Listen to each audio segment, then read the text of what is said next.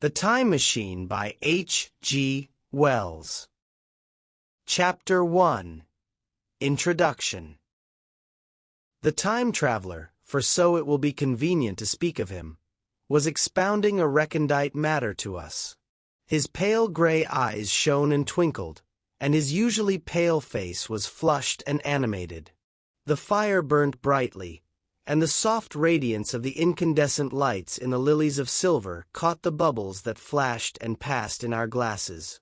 Our chairs, being his patents, embraced and caressed us rather than submitted to be sat upon, and there was that luxurious after-dinner atmosphere, when thought runs gracefully free of the trammels of precision.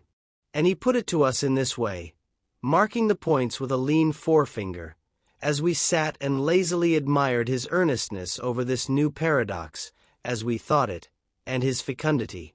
You must follow me carefully. I shall have to controvert one or two ideas that are almost universally accepted. The geometry, for instance, they taught you at school is founded on a misconception. Is not that rather a large thing to expect us to begin upon? Said Philby, an argumentative person with red hair. I do not mean to ask you to accept anything without reasonable ground for it. You will soon admit as much as I need from you. You know, of course, that a mathematical line, a line of thickness nil, has no real existence. They taught you that. Neither has a mathematical plane. These things are mere abstractions. That is all right, said the psychologist. Nor, having only length, breadth, and thickness, can a cube have a real existence. There I object, said Philby. Of course a solid body may exist. All real things. So most people think. But wait a moment. Can an instantaneous cube exist? Don't follow you, said Philby. Can a cube that does not last for any time at all have a real existence? Philby became pensive. Clearly, the time traveler proceeded, any real body must have extension in 4 directions. It must have length, breadth, thickness, and duration. But through a natural infirmity of the flesh, which I will explain to you in a moment, we incline to overlook this fact. There are really 4 dimensions, 3 which we call the 3 planes of space, and a 4th, time.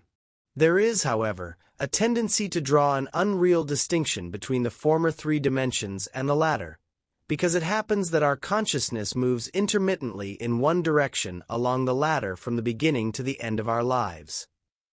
That, said a very young man, making spasmodic efforts to relight his cigar over the lamp. That, very clear indeed.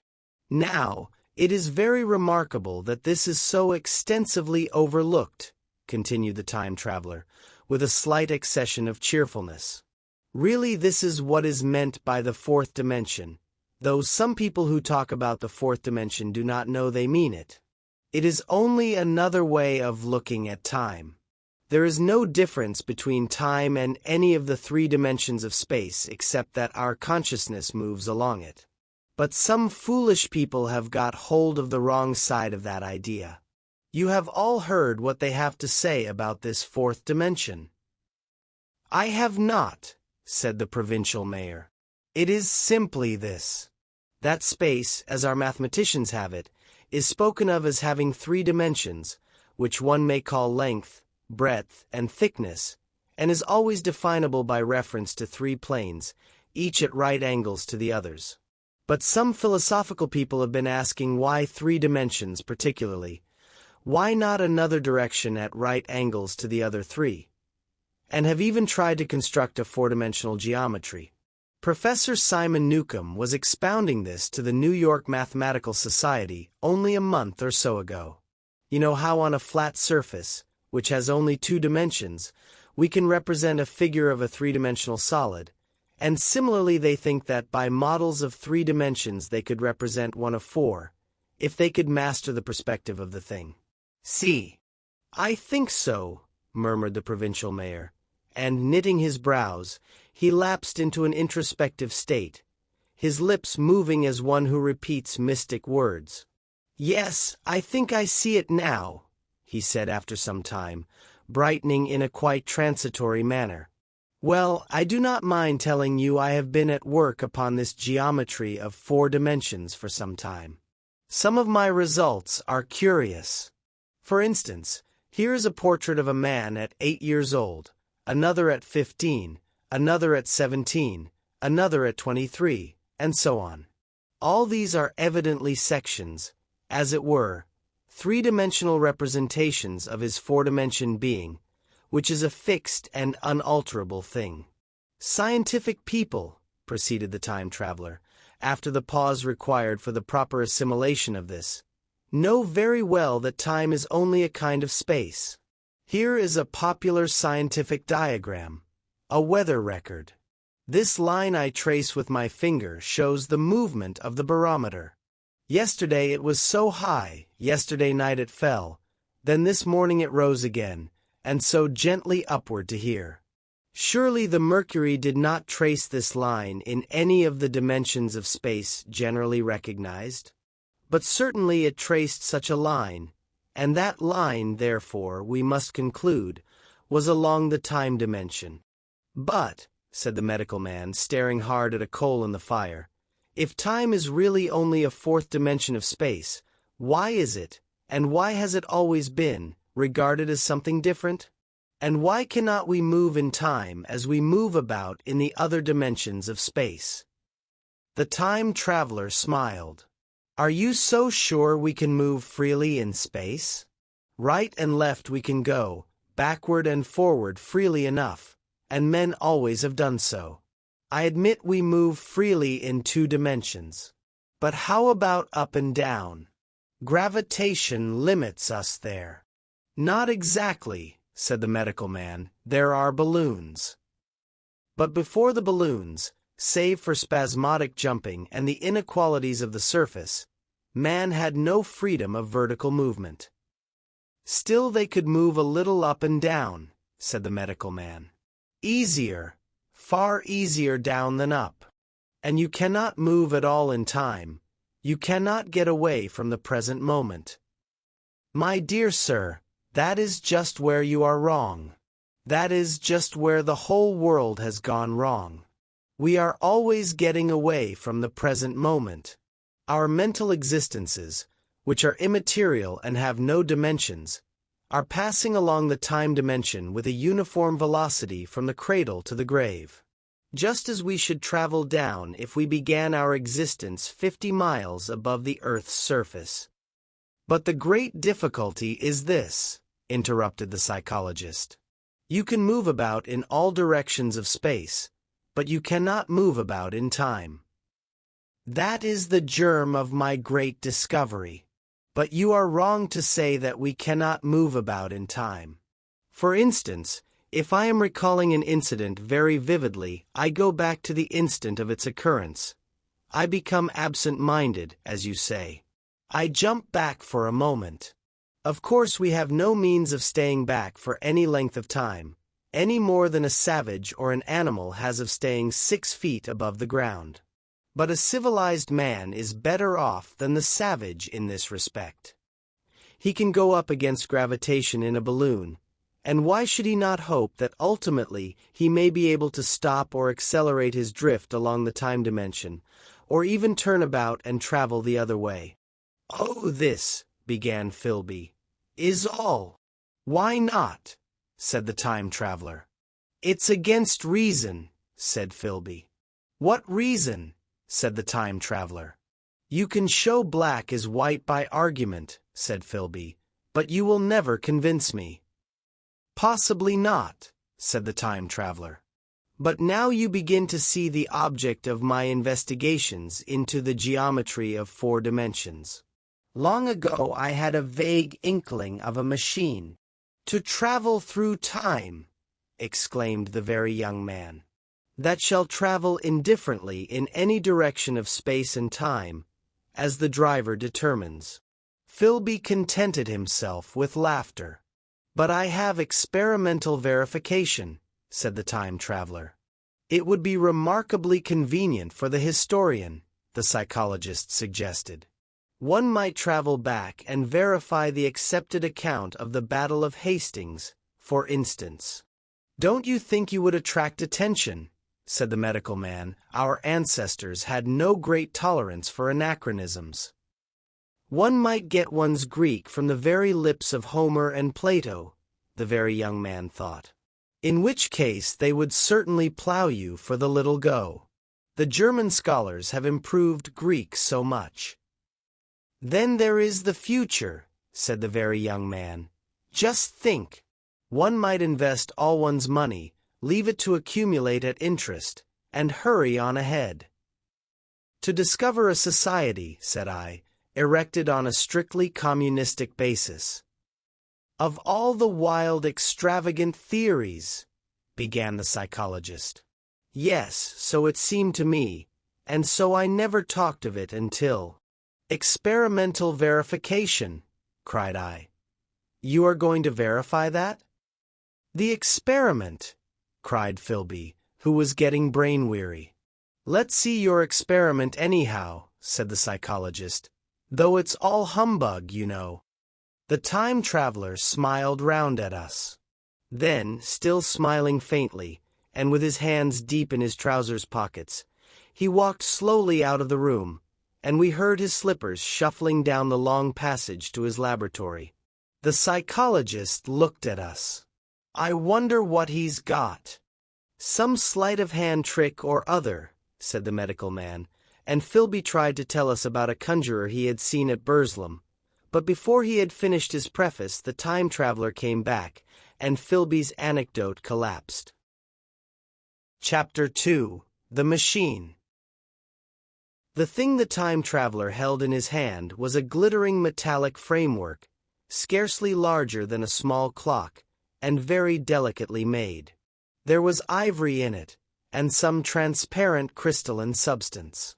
And now I must be explicit, for this that follows, unless his explanation is to be accepted, is an absolutely unaccountable thing. He took one of the small octagonal tables that were scattered about the room, and set it in front of the fire, with 2 legs on the hearthrug. On this table he placed the mechanism. Then he drew up a chair, and sat down. The only other object on the table was a small shaded lamp, the bright light of which fell upon the model. There were also perhaps a dozen candles about, 2 in brass candlesticks upon the mantel and several in sconces, so that the room was brilliantly illuminated. I sat in a low armchair nearest the fire, and I drew this forward so as to be almost between the time traveler and the fireplace. Philby sat behind him, looking over his shoulder. The medical man and the provincial mayor watched him in profile from the right, the psychologist from the left. The very young man stood behind the psychologist. We were all on the alert. It appears incredible to me that any kind of trick, however subtly conceived and however adroitly done, could have been played upon us under these conditions. The time traveler looked at us, and then at the mechanism. Well, said the psychologist. This little affair, said the time traveler, resting his elbows upon the table and pressing his hands together above the apparatus, is only a model. It is my plan for a machine to travel through time. You will notice that it looks singularly askew, and that there is an odd twinkling appearance about this bar, as though it was in some way unreal. He pointed to the part with his finger. Also, here is one little white lever, and here is another. The medical man got up out of his chair and peered into the thing. It's beautifully made, he said. It took 2 years to make, retorted the time traveler. Then, when we had all imitated the action of the medical man, he said, Now I want you clearly to understand that this lever, being pressed over, sends the machine gliding into the future, and this other reverses the motion. This saddle represents the seat of a time traveler. Presently I am going to press the lever, and off the machine will go. It will vanish, pass into future time, and disappear. Have a good look at the thing. Look at the table too, and satisfy yourselves there is no trickery. I don't want to waste this model, and then be told I'm a quack." There was a minute's pause, perhaps. The psychologist seemed about to speak to me, but changed his mind. Then the time traveler put forth his finger towards the lever. "No," he said suddenly. "Lend me your hand." And turning to the psychologist, he took that individual's hand in his own and told him to put out his forefinger, so that it was the psychologist himself who sent forth the model time machine on its interminable voyage. We all saw the lever turn. I am absolutely certain there was no trickery. There was a breath of wind, and the lamp flame jumped. One of the candles on the mantel was blown out, and the little machine suddenly swung round, became indistinct, was seen as a ghost for a second perhaps, as an eddy of faintly glittering brass and ivory, and it was gone, vanished. Save for the lamp, the table was bare. Everyone was silent for a minute. Then Philby said he was damned. The psychologist recovered from his stupor, and suddenly looked under the table. At that the time traveler laughed cheerfully. "Well," he said, with a reminiscence of the psychologist. Then, getting up, he went to the tobacco jar on the mantel, and with his back to us began to fill his pipe. We stared at each other. "Look here," said the medical man. "Are you in earnest about this? Do you seriously believe that that machine has traveled into time?" "Certainly," said the time traveler, stooping to light a spill at the fire. Then he turned, lighting his pipe, to look at the psychologist's face. The psychologist, to show that he was not unhinged, helped himself to a cigar and tried to light it uncut. "What is more, I have a big machine nearly finished in there," he indicated the laboratory, "and when that is put together I mean to have a journey on my own account." "You mean to say that that machine has traveled into the future?" said Philby. "Into the future or the past. I don't for certain know which." After an interval the psychologist had an inspiration. "It must have gone into the past if it has gone anywhere," he said. "Why?" said the time traveler. "Because I presume that it has not moved in space, and if it traveled into the future it would still be here all this time, since it must have traveled through this time." "But," said I, "if it traveled into the past it would have been visible when we came first into this room, and last Thursday when we were here, and the Thursday before that, and so forth." "Serious objections," remarked the provincial mayor, with an air of impartiality, turning towards the time traveler. "Not a bit," said the time traveler, and, to the psychologist, "You think you can explain that? Its presentation below the threshold, you know, diluted presentation." "Of course," said the psychologist, and reassured us. "That's a simple point of psychology. I should have thought of it. It's plain enough, and helps the paradox delightfully. We cannot see it, nor can we appreciate this machine, any more than we can the spoke of a wheel spinning, or a bullet flying through the air.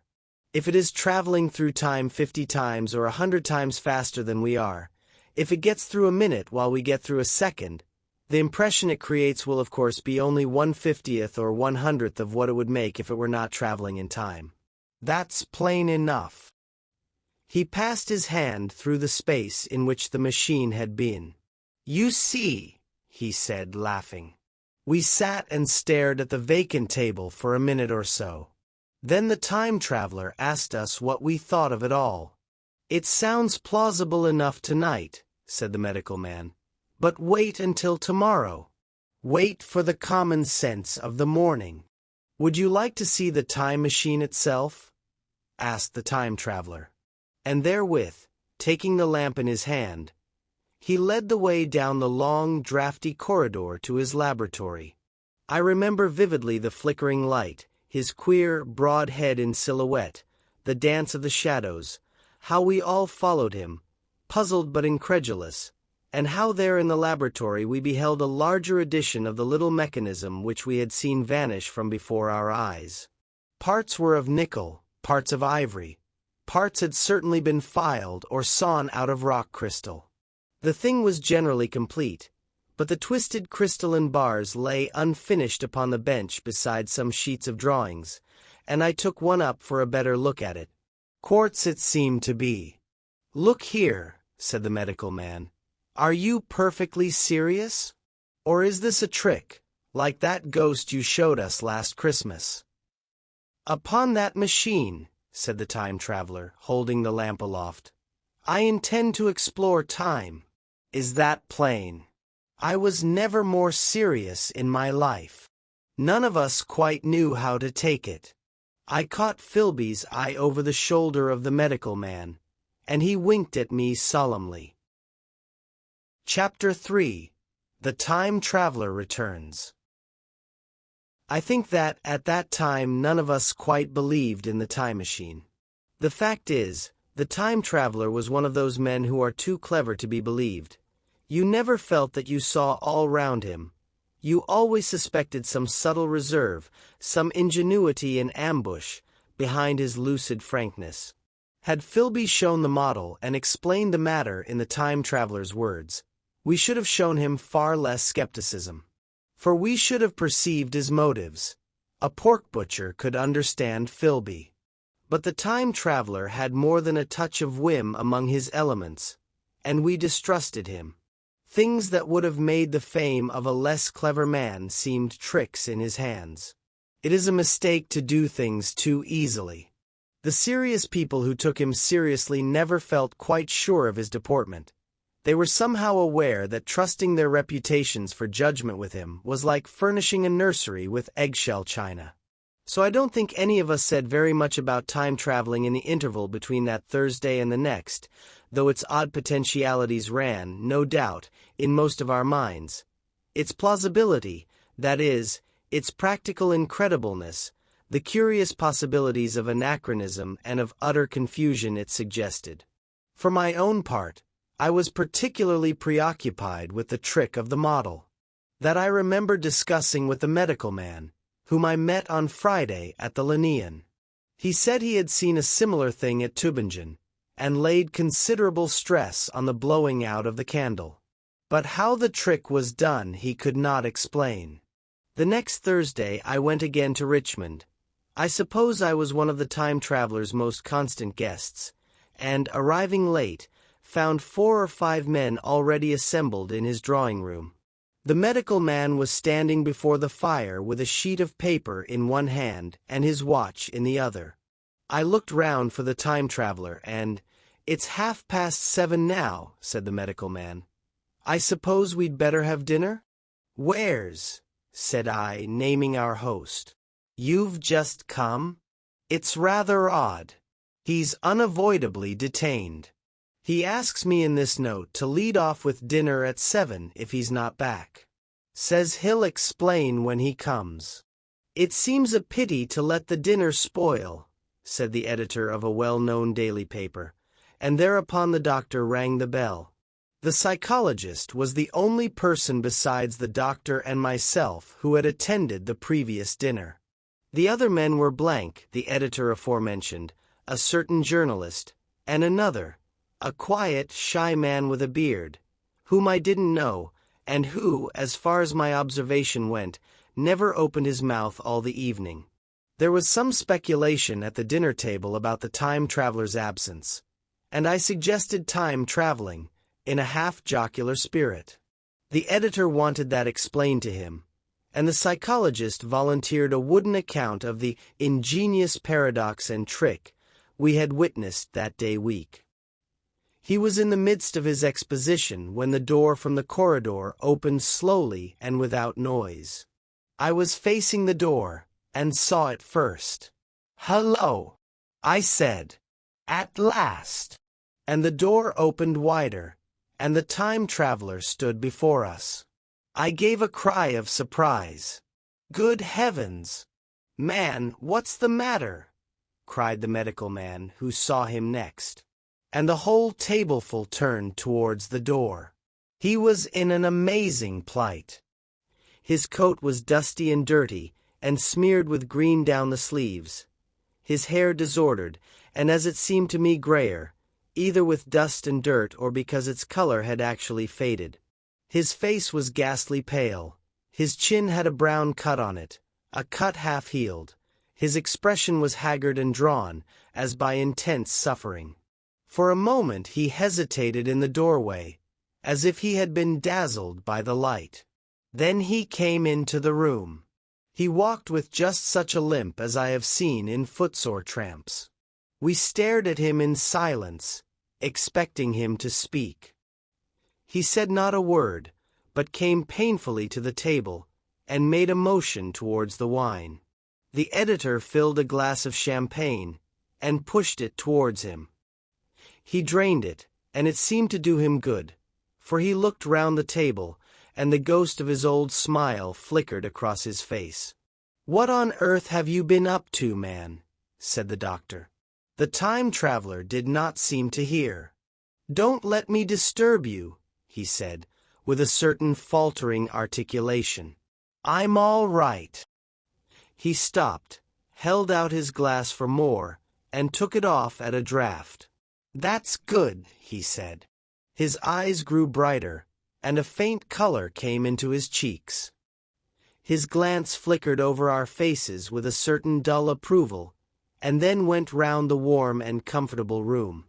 Then he spoke again, still as it were feeling his way among his words. "I'm going to wash and dress, and then I'll come down and explain things. Save me some of that mutton. I'm starving for a bit of meat."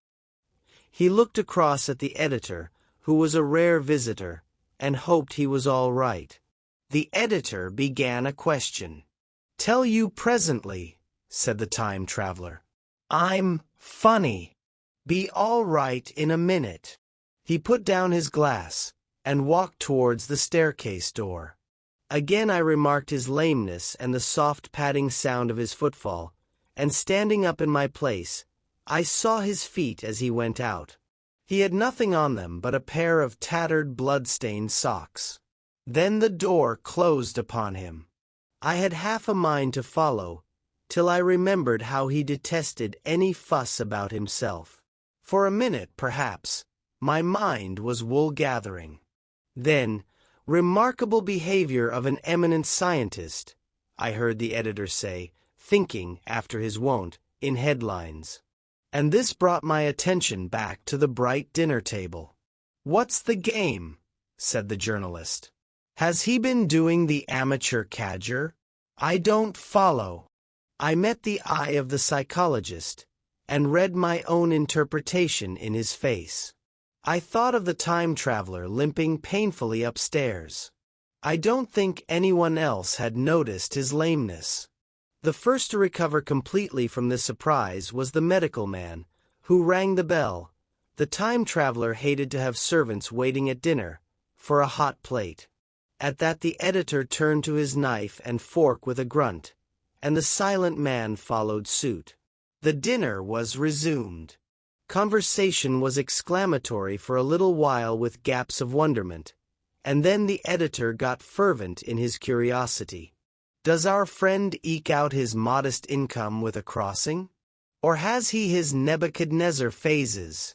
he inquired. "I feel assured it's this business of the time machine," I said, and took up the psychologist's account of our previous meeting. The new guests were frankly incredulous. The editor raised objections. What was this time traveling? A man couldn't cover himself with dust by rolling in a paradox, could he? And then, as the idea came home to him, he resorted to caricature. Hadn't they any clothes brushes in the future? The journalist, too, would not believe at any price, and joined the editor in the easy work of heaping ridicule on the whole thing. They were both the new kind of journalist, very joyous, irreverent young men.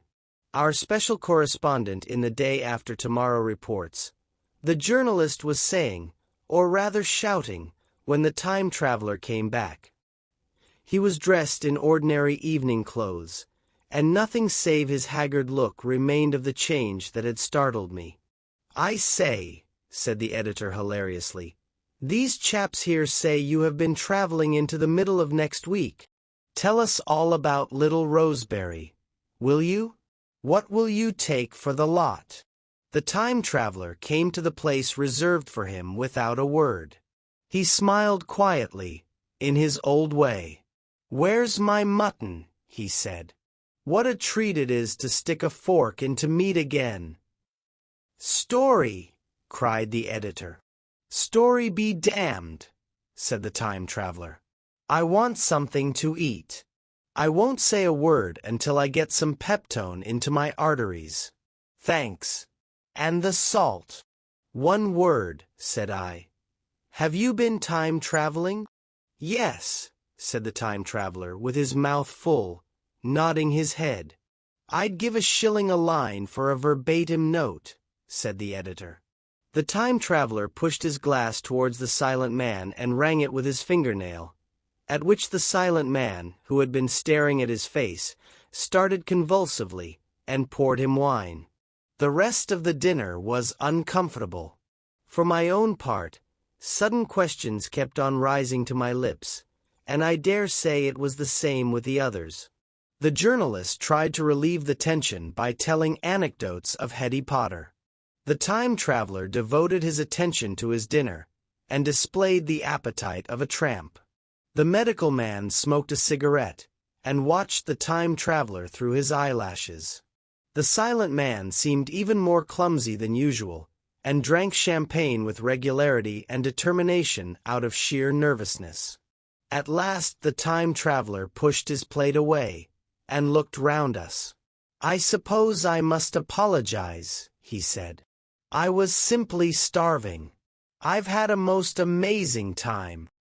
He reached out his hand for a cigar, and cut the end. "But come into the smoking room. It's too long a story to tell over greasy plates." And ringing the bell in passing, he led the way into the adjoining room. "You have told blank and dash and chose about the machine," he said to me, leaning back in his easy chair and naming the 3 new guests. "But the thing's a mere paradox," said the editor. "I can't argue tonight. I don't mind telling you the story, but I can't argue. I will," he went on, "tell you the story of what has happened to me if you like, but you must refrain from interruptions. I want to tell it. Badly. Most of it will sound like lying. So be it. It's true. Every word of it, all the same. I was in my laboratory at 4 o'clock, and since then, I've lived 8 days. Such days as no human being ever lived before. I'm nearly worn out, but I shan't sleep till I've told this thing over to you. Then I shall go to bed. But no interruptions. Is it agreed?" "Agreed," said the editor, and the rest of us echoed, "Agreed." And with that the time traveler began his story as I have set it forth. He sat back in his chair at first, and spoke like a weary man. Afterwards he got more animated. In writing it down I feel with only too much keenness the inadequacy of pen and ink, and, above all, my own inadequacy, to express its quality. You read, I will suppose, attentively enough, but you cannot see the speaker's white, sincere face in the bright circle of the little lamp, nor hear the intonation of his voice. You cannot know how his expression followed the turns of his story. Most of us hearers were in shadow, for the candles in the smoking room had not been lighted, and only the face of the journalist and the legs of the silent man from the knees downward were illuminated. At first we glanced now and again at each other. After a time we ceased to do that, and looked only at the time traveler's face. Chapter 4. Time Traveling. I told some of you last Thursday of the principles of the time machine, and showed you the actual thing itself, incomplete in the workshop. There it is now, a little travel-worn, truly, and one of the ivory bars is cracked, and a brass rail bent, but the rest of it's sound enough. I expected to finish it on Friday, but on Friday, when the putting together was nearly done, I found that one of the nickel bars was exactly 1 inch too short, and this I had to get remade, so that the thing was not complete until this morning. It was at 10 o'clock today that the first of all time machines began its career. I gave it a last tap, tried all the screws again, put one more drop of oil on the quartz rod, and sat myself in the saddle. I suppose a suicide who holds a pistol to his skull feels much the same wonder at what will come next as I felt then. I took the starting lever in one hand and the stopping one in the other, pressed the first, and almost immediately the second. I seemed to reel. I felt a nightmare sensation of falling, and looking round, I saw the laboratory exactly as before. Had anything happened? For a moment I suspected that my intellect had tricked me. Then I noted the clock. A moment before, as it seemed, it had stood at a minute or so past 10. Now it was nearly 3:30. I drew a breath, set my teeth, gripped the starting lever with both hands, and went off with a thud. The laboratory got hazy and went dark. Mrs. Watchett came in and walked, apparently without seeing me, towards the garden door. I suppose it took her a minute or so to traverse the place, but to me she seemed to shoot across the room like a rocket. I pressed the lever over to its extreme position. The night came like the turning out of a lamp, and in another moment came tomorrow. The laboratory grew faint and hazy, then fainter and ever fainter. Tomorrow night came black, then day again, night again, day again, faster and faster still. An eddying murmur filled my ears, and a strange, dumb confusedness descended on my mind. I am afraid I cannot convey the peculiar sensations of time traveling. They are excessively unpleasant. There is a feeling exactly like that one has upon a switchback, of a helpless headlong motion. I felt the same horrible anticipation, too, of an imminent smash. As I put on pace, night followed day like the flapping of a black wing. The dim suggestion of the laboratory seemed presently to fall away from me, and I saw the sun hopping swiftly across the sky, leaping it every minute, and every minute marking a day. I supposed the laboratory had been destroyed and I had come into the open air. I had a dim impression of scaffolding, but I was already going too fast to be conscious of any moving things. The slowest snail that ever crawled dashed by too fast for me. The twinkling succession of darkness and light was excessively painful to the eye. Then, in the intermittent darknesses, I saw the moon spinning swiftly through her quarters from new to full, and had a faint glimpse of the circling stars. Presently, as I went on, still gaining velocity, the palpitation of night and day merged into one continuous grayness. The sky took on a wonderful deepness of blue, a splendid luminous color like that of early twilight. The jerking sun became a streak of fire, a brilliant arch in space. The moon a fainter fluctuating band, and I could see nothing of the stars, save now and then a brighter circle flickering in the blue. The landscape was misty and vague.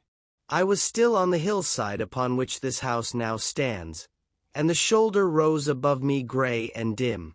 I saw trees growing and changing like puffs of vapor, now brown, now green. They grew, spread, shivered, and passed away. I saw huge buildings rise up faint and fair, and pass like dreams. The whole surface of the earth seemed changed, melting and flowing under my eyes. The little hands upon the dials that registered my speed raced round faster and faster. Presently I noted that the sun belt swayed up and down, from solstice to solstice, in a minute or less, and that consequently my pace was over a year a minute, and minute by minute the white snow flashed across the world, and vanished, and was followed by the bright, brief green of spring. The unpleasant sensations of the start were less poignant now. They merged at last into a kind of hysterical exhilaration. I remarked, indeed, a clumsy swaying of the machine, for which I was unable to account. But my mind was too confused to attend to it, so with a kind of madness growing upon me, I flung myself into futurity. At first I scarce thought of stopping, scarce thought of anything but these new sensations. But presently a fresh series of impressions grew up in my mind, a certain curiosity and therewith a certain dread, until at last they took complete possession of me. What strange developments of humanity, what wonderful advances upon our rudimentary civilization, I thought, might not appear when I came to look nearly into the dim elusive world that raced and fluctuated before my eyes. I saw great and splendid architecture rising about me, more massive than any buildings of our own time, and yet, as it seemed, built of glimmer and mist. I saw a richer green flow up the hillside, and remain there, without any wintry intermission. Even through the veil of my confusion the earth seemed very fair. And so my mind came round to the business of stopping. The peculiar risk lay in the possibility of my finding some substance in the space which I, or the machine, occupied. So long as I traveled at a high velocity through time, this scarcely mattered. I was, so to speak, attenuated, was slipping like a vapor through the interstices of intervening substances. But to come to a stop involved the jamming of myself, molecule by molecule, into whatever lay in my way, meant bringing my atoms into such intimate contact with those of the obstacle that a profound chemical reaction, possibly a far-reaching explosion, would result, and blow myself and my apparatus out of all possible dimensions, into the unknown. This possibility had occurred to me again and again while I was making the machine, but then I had cheerfully accepted it as an unavoidable risk, one of the risks a man has got to take. Now the risk was inevitable. I no longer saw it in the same cheerful light. The fact is that, insensibly, the absolute strangeness of everything, the sickly jarring and swaying of the machine, above all, the feeling of prolonged falling, had absolutely upset my nerves. I told myself that I could never stop, and with a gust of petulance I resolved to stop forthwith. Like an impatient fool, I lugged over the lever, and incontinently the thing went reeling over, and I was flung headlong through the air.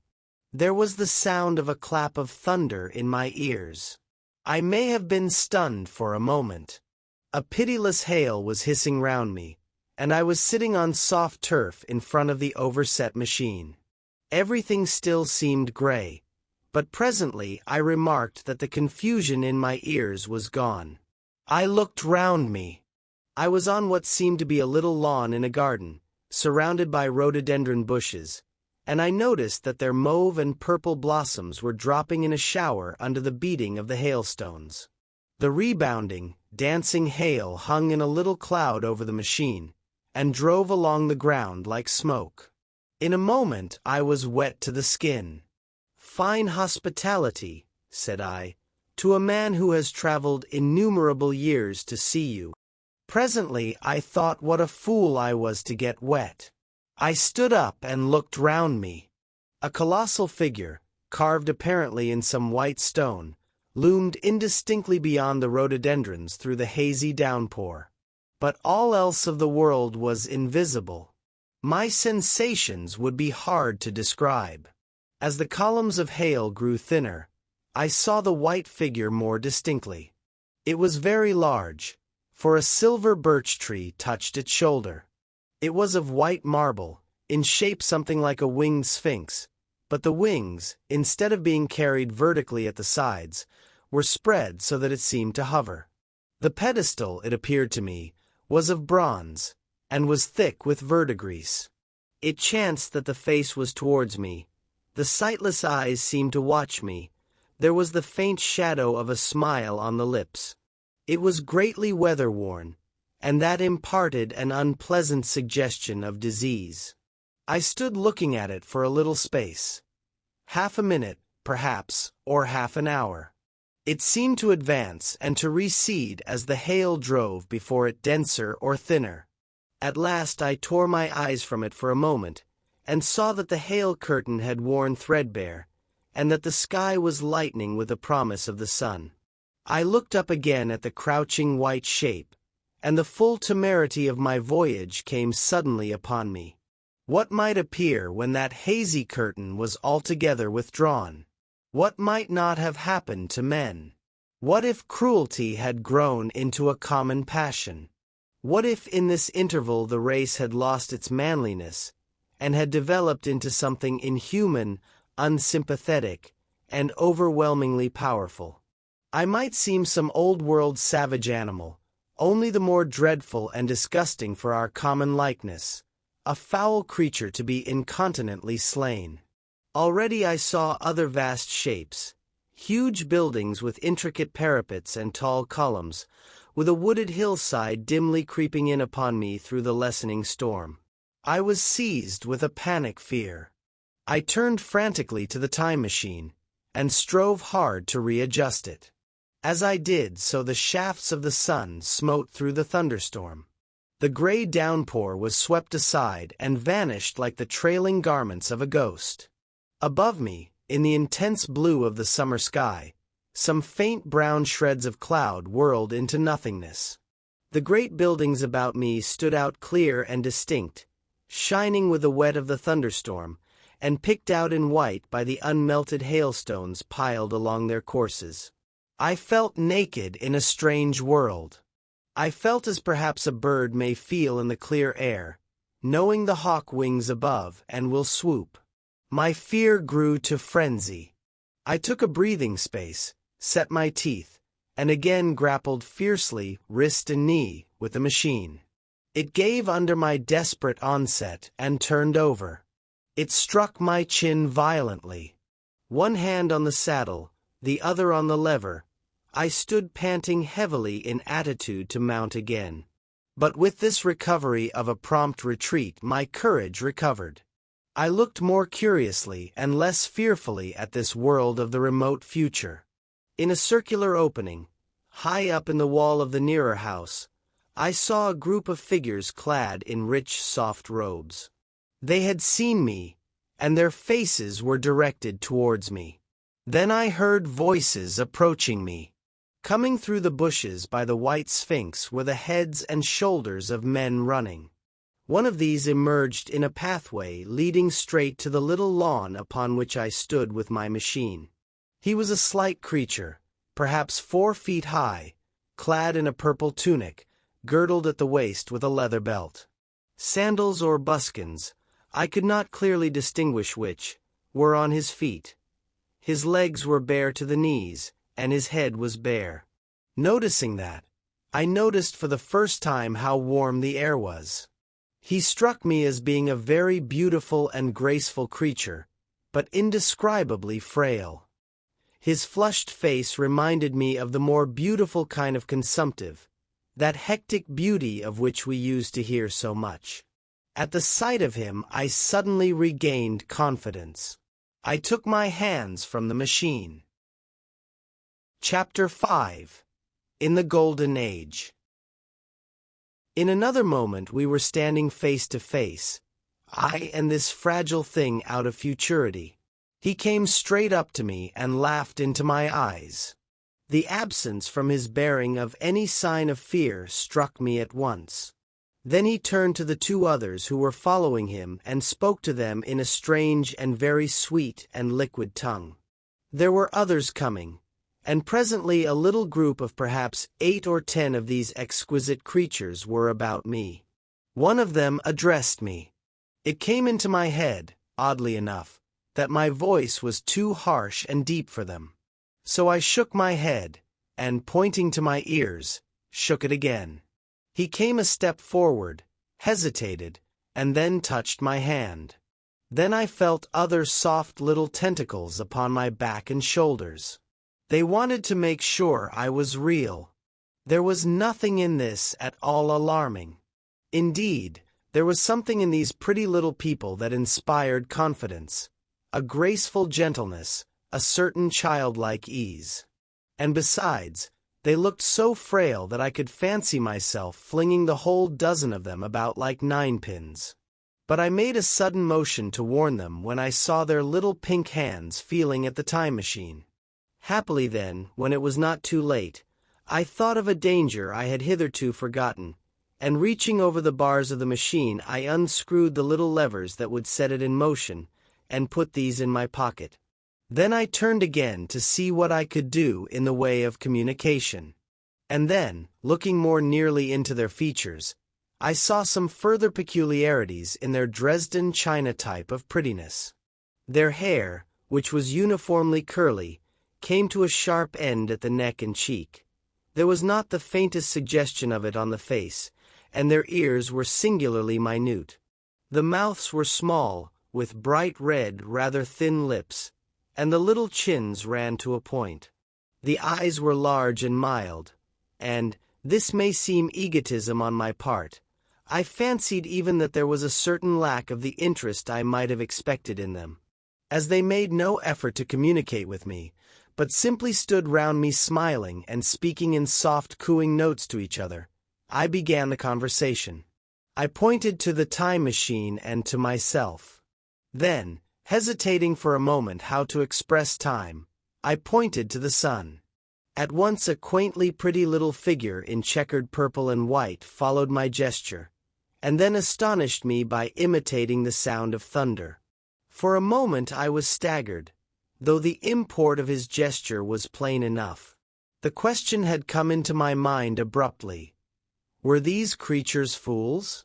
You may hardly understand how it took me. You see, I had always anticipated that the people of the year 800 2000 odd would be incredibly in front of us in knowledge, art, everything. Then one of them suddenly asked me a question that showed him to be on the intellectual level of one of our 5-year-old children. Asked me, in fact, if I had come from the sun in a thunderstorm.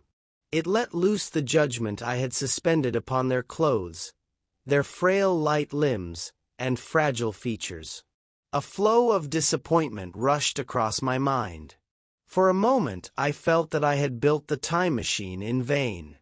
I nodded, pointed to the sun, and gave them such a vivid rendering of a thunderclap as startled them. They all withdrew a pace or so and bowed. Then came one laughing towards me, carrying a chain of beautiful flowers altogether new to me, and put it about my neck. The idea was received with melodious applause, and presently they were all running to and fro for flowers, and laughingly flinging them upon me until I was almost smothered with blossom.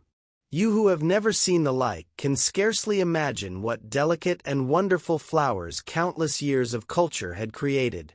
Then someone suggested that their plaything should be exhibited in the nearest building, and so I was led past the Sphinx of white marble, which had seemed to watch me all the while with a smile at my astonishment, towards a vast gray edifice of fretted stone. As I went with them, the memory of my confident anticipations of a profoundly grave and intellectual posterity came, with irresistible merriment, to my mind. The building had a huge entry, and was altogether of colossal dimensions. I was naturally most occupied with the growing crowd of little people, and with the big open portals that yawned before me shadowy and mysterious. My general impression of the world I saw over their heads was a tangled waste of beautiful bushes and flowers, a long neglected and yet weedless garden. I saw a number of tall spikes of strange white flowers, measuring a foot perhaps across the spread of the waxen petals. They grew scattered, as if wild, among the variegated shrubs, but, as I say, I did not examine them closely at this time. The time machine was left deserted on the turf among the rhododendrons.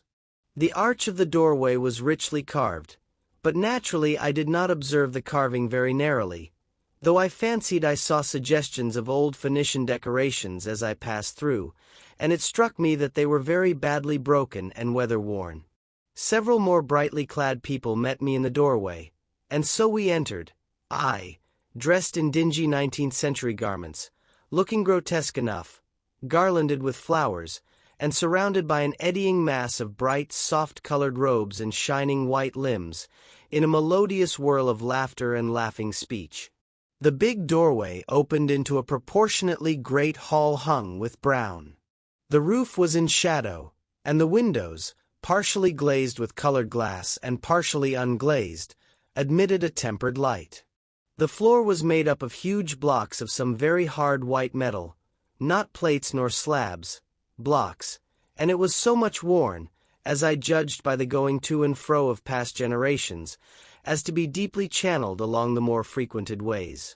Transverse to the length were innumerable tables made of slabs of polished stone, raised, perhaps, a foot from the floor, and upon these were heaps of fruits. Some I recognized as a kind of hypertrophied raspberry and orange, but for the most part they were strange. Between the tables was scattered a great number of cushions. Upon these my conductors seated themselves, signing for me to do likewise.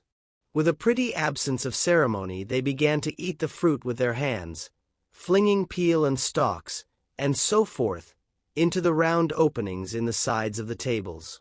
I was not loath to follow their example, for I felt thirsty and hungry. As I did so I surveyed the hall at my leisure, and perhaps the thing that struck me most was its dilapidated look. The stained glass windows, which displayed only a geometrical pattern, were broken in many places, and the curtains that hung across the lower end were thick with dust. And it caught my eye that the corner of the marble table near me was fractured. Nevertheless, the general effect was extremely rich and picturesque. There were, perhaps, a couple of hundred people dining in the hall, and most of them, seated as near to me as they could come, were watching me with interest, their little eyes shining over the fruit they were eating. All were clad in the same soft, and yet strong, silky material. Fruit, by the by, was all their diet. These people of the remote future were strict vegetarians, and while I was with them, in spite of some carnal cravings, I had to be frugivorous also. Indeed, I found afterwards that horses, cattle, sheep, dogs, had followed the ichthyosaurus into extinction. But the fruits were very delightful. One, in particular, that seemed to be in season all the time I was there, a flowery thing in a three-sided husk, was especially good, and I made it my staple. At first I was puzzled by all these strange fruits, and by the strange flowers I saw, but later I began to perceive their import. However, I am telling you of my fruit dinner in the distant future now. So soon as my appetite was a little checked, I determined to make a resolute attempt to learn the speech of these new men of mine.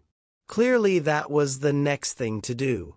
The fruit seemed a convenient thing to begin upon, and holding one of these up I began a series of interrogative sounds and gestures.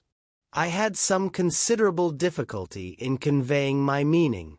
At first my efforts met with a stare of surprise or inextinguishable laughter, but presently a fair-haired little creature seemed to grasp my intention and repeated a name. They had to chatter and explain the business at great length to each other, and my first attempts to make the exquisite little sounds of their language caused an immense amount of genuine, if uncivil, amusement. However, I felt like a schoolmaster amidst children, and persisted, and presently I had a score of noun substantives at least at my command, and then I got to demonstrative pronouns, and even the verb, to eat. But it was slow work, and the little people soon tired and wanted to get away from my interrogations, so I determined, rather of necessity, to let them give their lessons in little doses when they felt inclined. And very little doses I found they were before long, for I never met people more indolent or more easily fatigued. Chapter 6. The Sunset of Mankind. A queer thing I soon discovered about my little hosts, and that was their lack of interest. They would come to me with eager cries of astonishment, like children, but, like children, they would soon stop examining me, and wander away after some other toy. The dinner and my conversational beginnings ended, I noted for the first time that almost all those who had surrounded me at first were gone.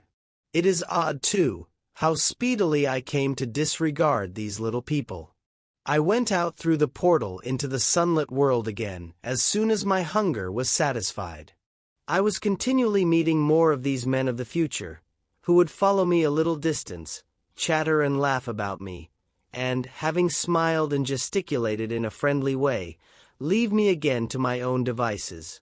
The calm of evening was upon the world as I emerged from the great hall, and the scene was lit by the warm glow of the setting sun. At first things were very confusing. Everything was so entirely different from the world I had known, even the flowers. The big building I had left was situated on the slope of a broad river valley, but the Thames had shifted, perhaps, a mile from its present position. I resolved to mount to the summit of a crest, perhaps a mile and a half away, from which I could get a wider view of this our planet in the year 802,701 AD. For that, I should explain, was the date the little dials of my machine recorded. As I walked, I was watching for every impression that could possibly help to explain the condition of ruinous splendor in which I found the world. For ruinous it was.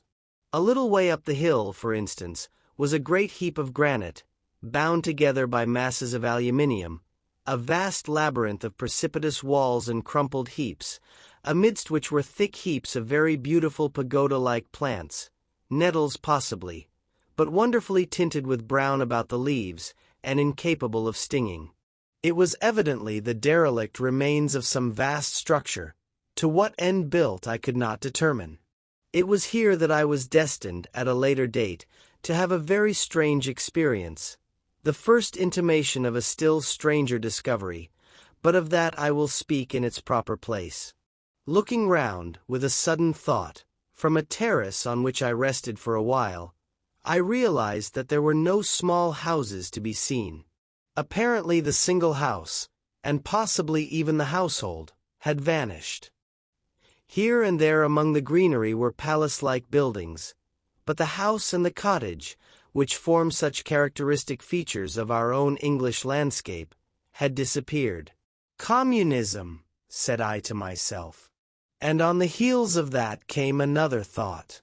I looked at the half-dozen little figures that were following me.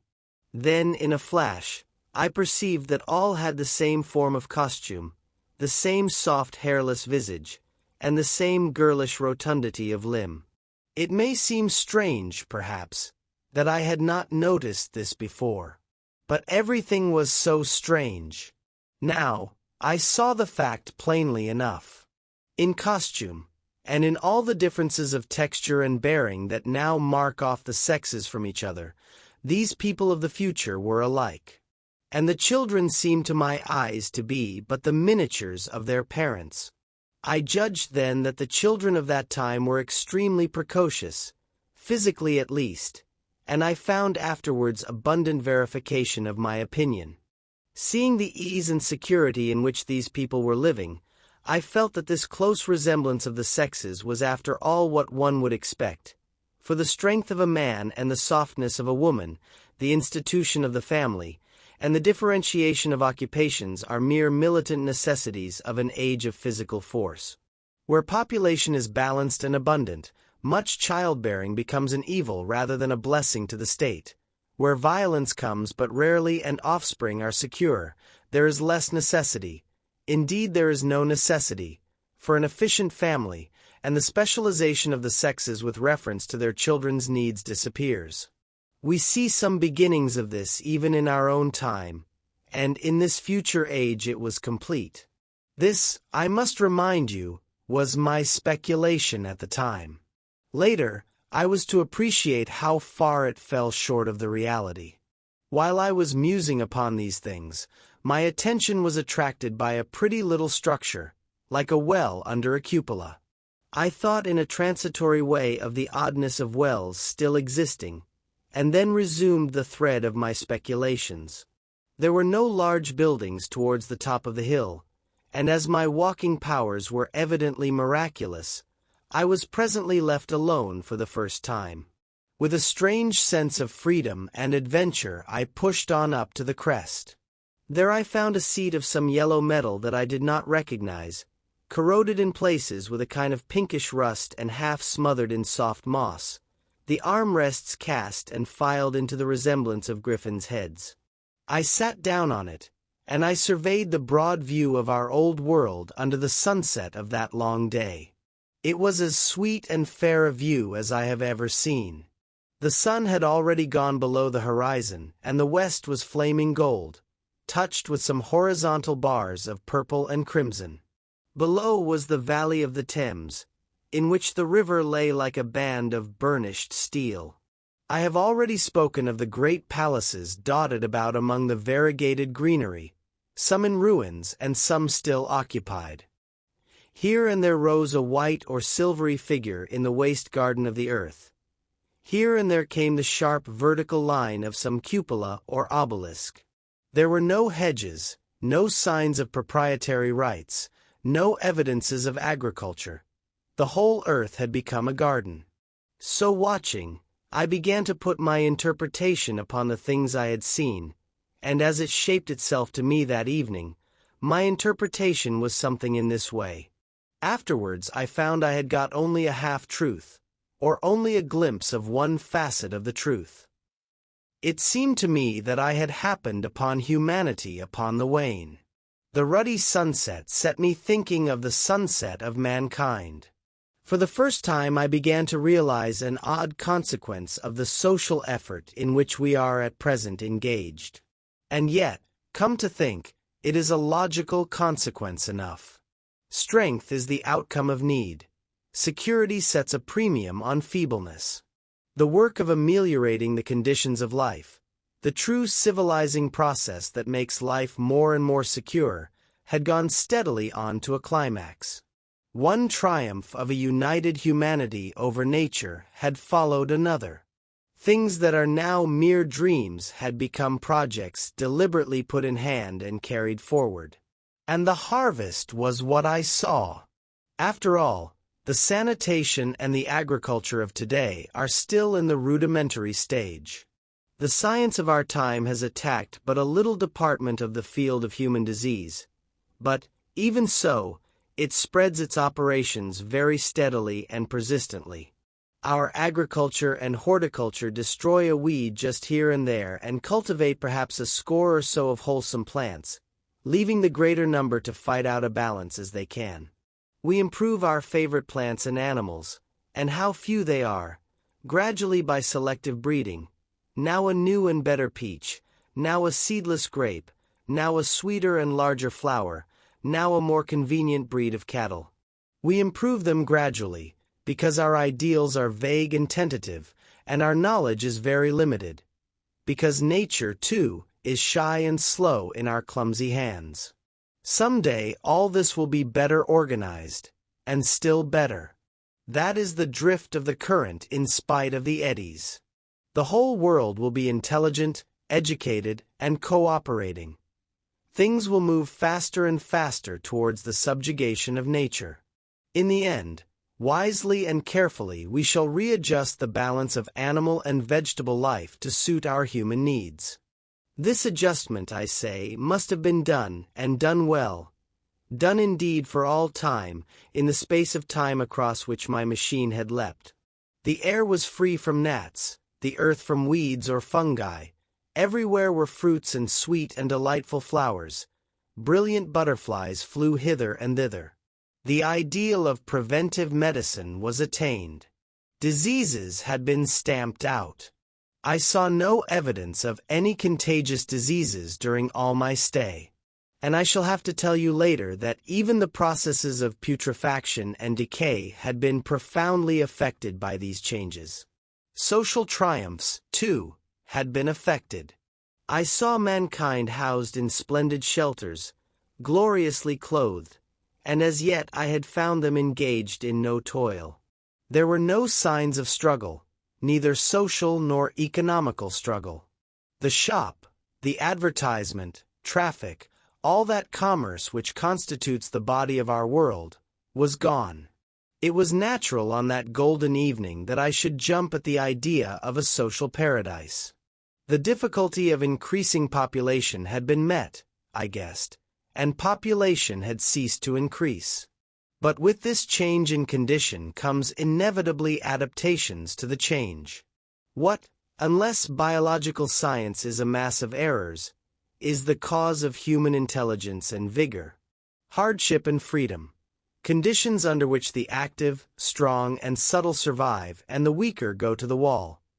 Conditions that put a premium upon the loyal alliance of capable men, upon self-restraint, patience, and decision.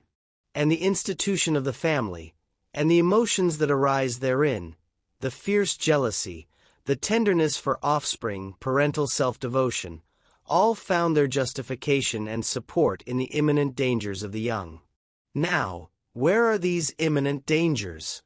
There is a sentiment arising, and it will grow, against connubial jealousy, against fierce maternity, against passion of all sorts.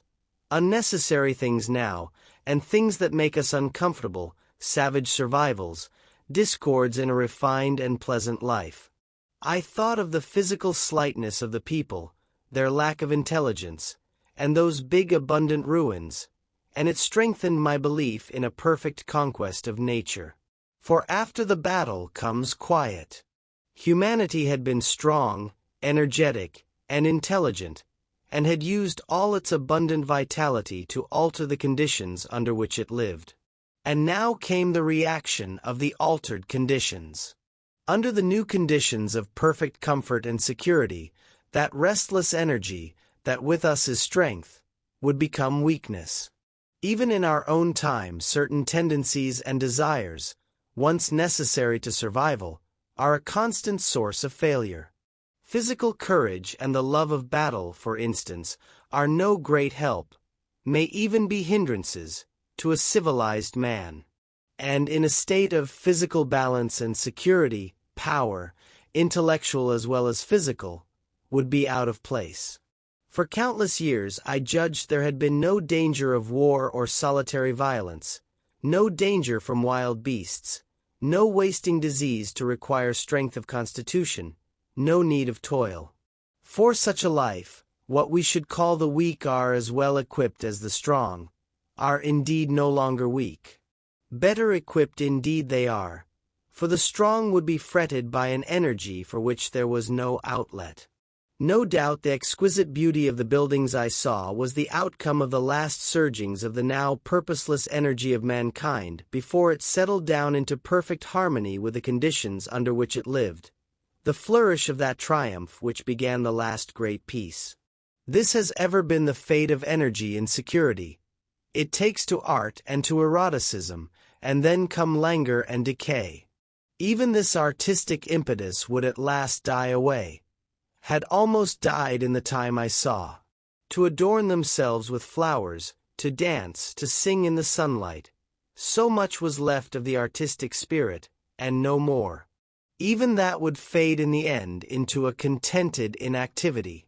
We are kept keen on the grindstone of pain and necessity, and it seemed to me that here was that hateful grindstone broken at last. As I stood there in the gathering dark, I thought that in this simple explanation I had mastered the problem of the world, mastered the whole secret of these delicious people.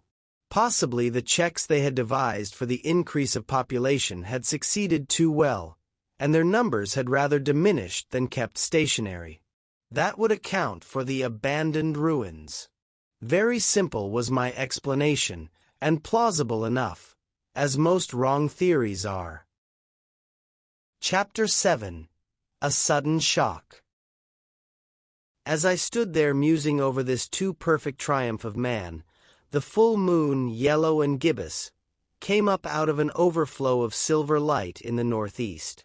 The bright little figures ceased to move about below, a noiseless owl flitted by, and I shivered with the chill of the night.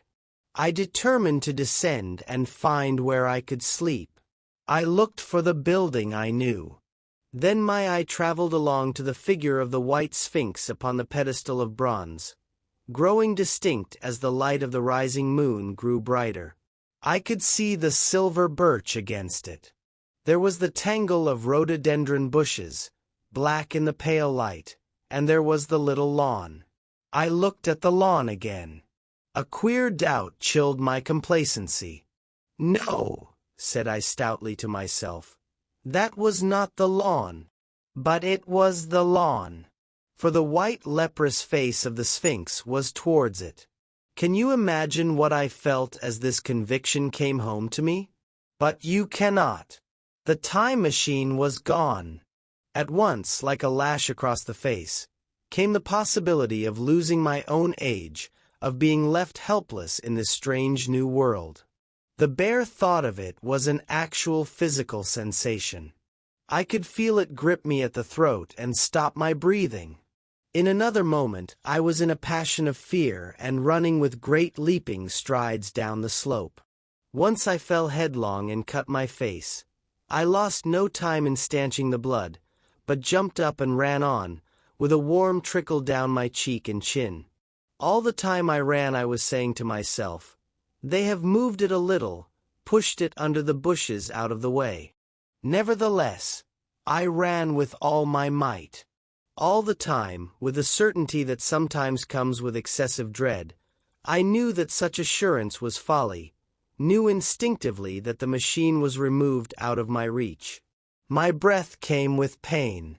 I suppose I covered the whole distance from the hill crest to the little lawn, 2 miles perhaps, in 10 minutes. And I am not a young man. I cursed aloud as I ran, at my confident folly in leaving the machine, wasting good breath thereby. I cried aloud, and none answered.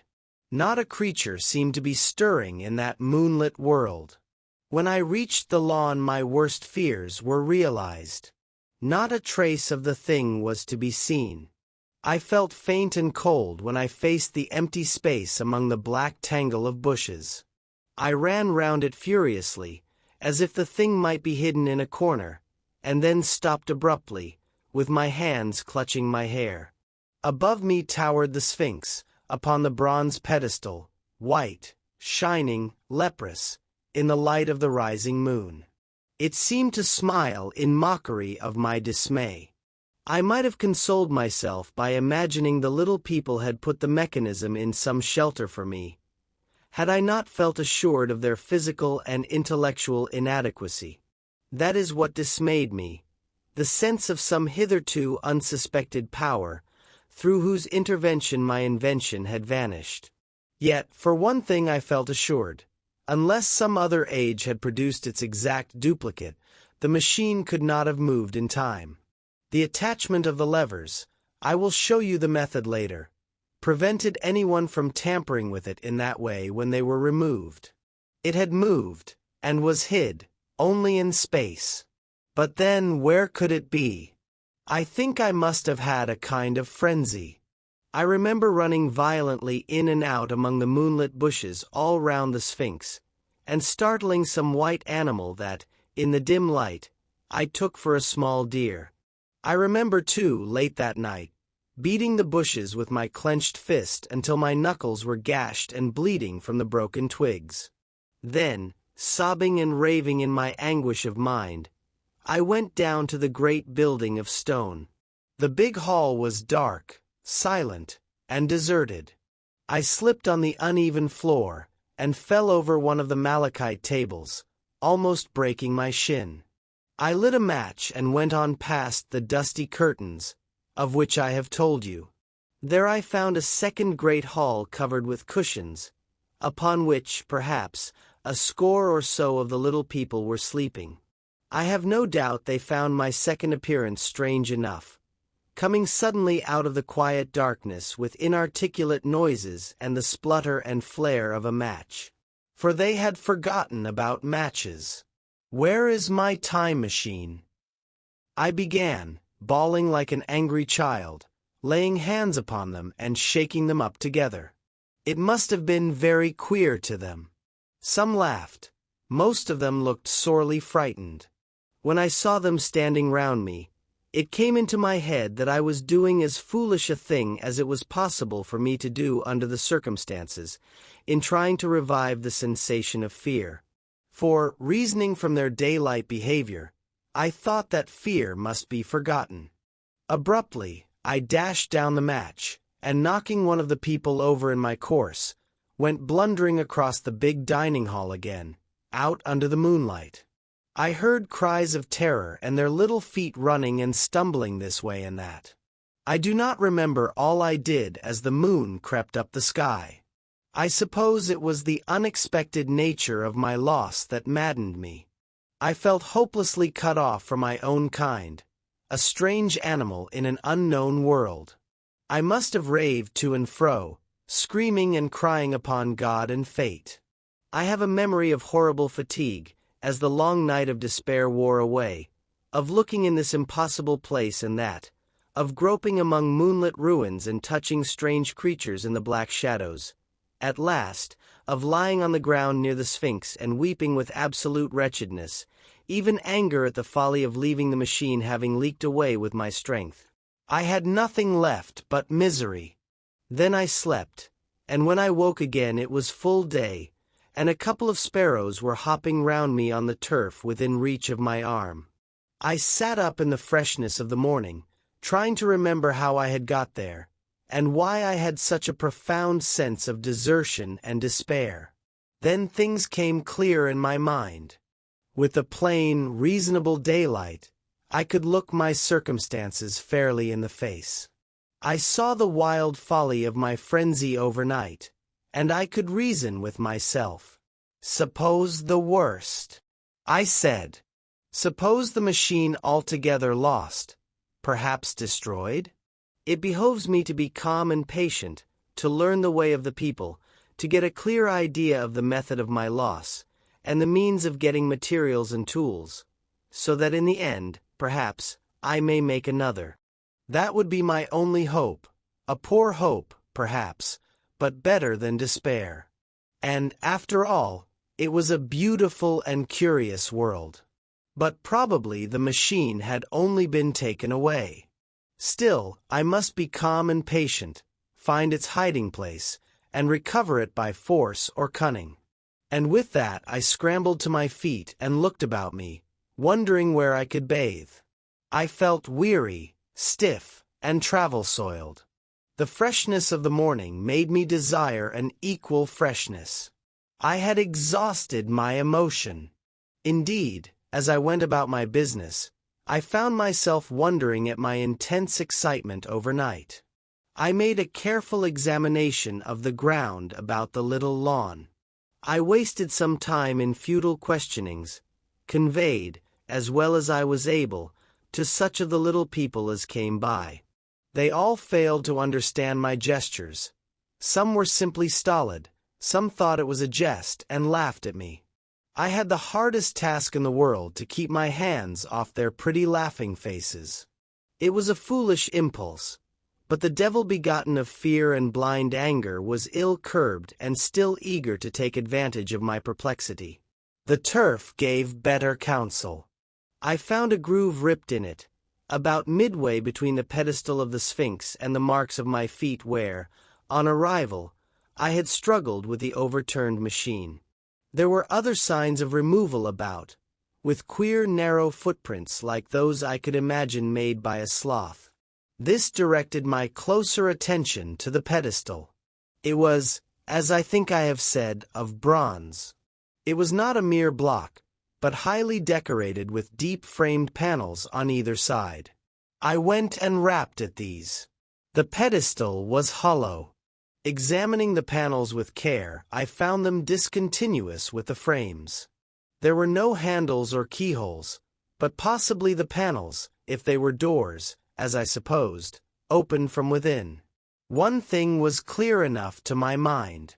It took no very great mental effort to infer that my time machine was inside that pedestal. But how it got there was a different problem.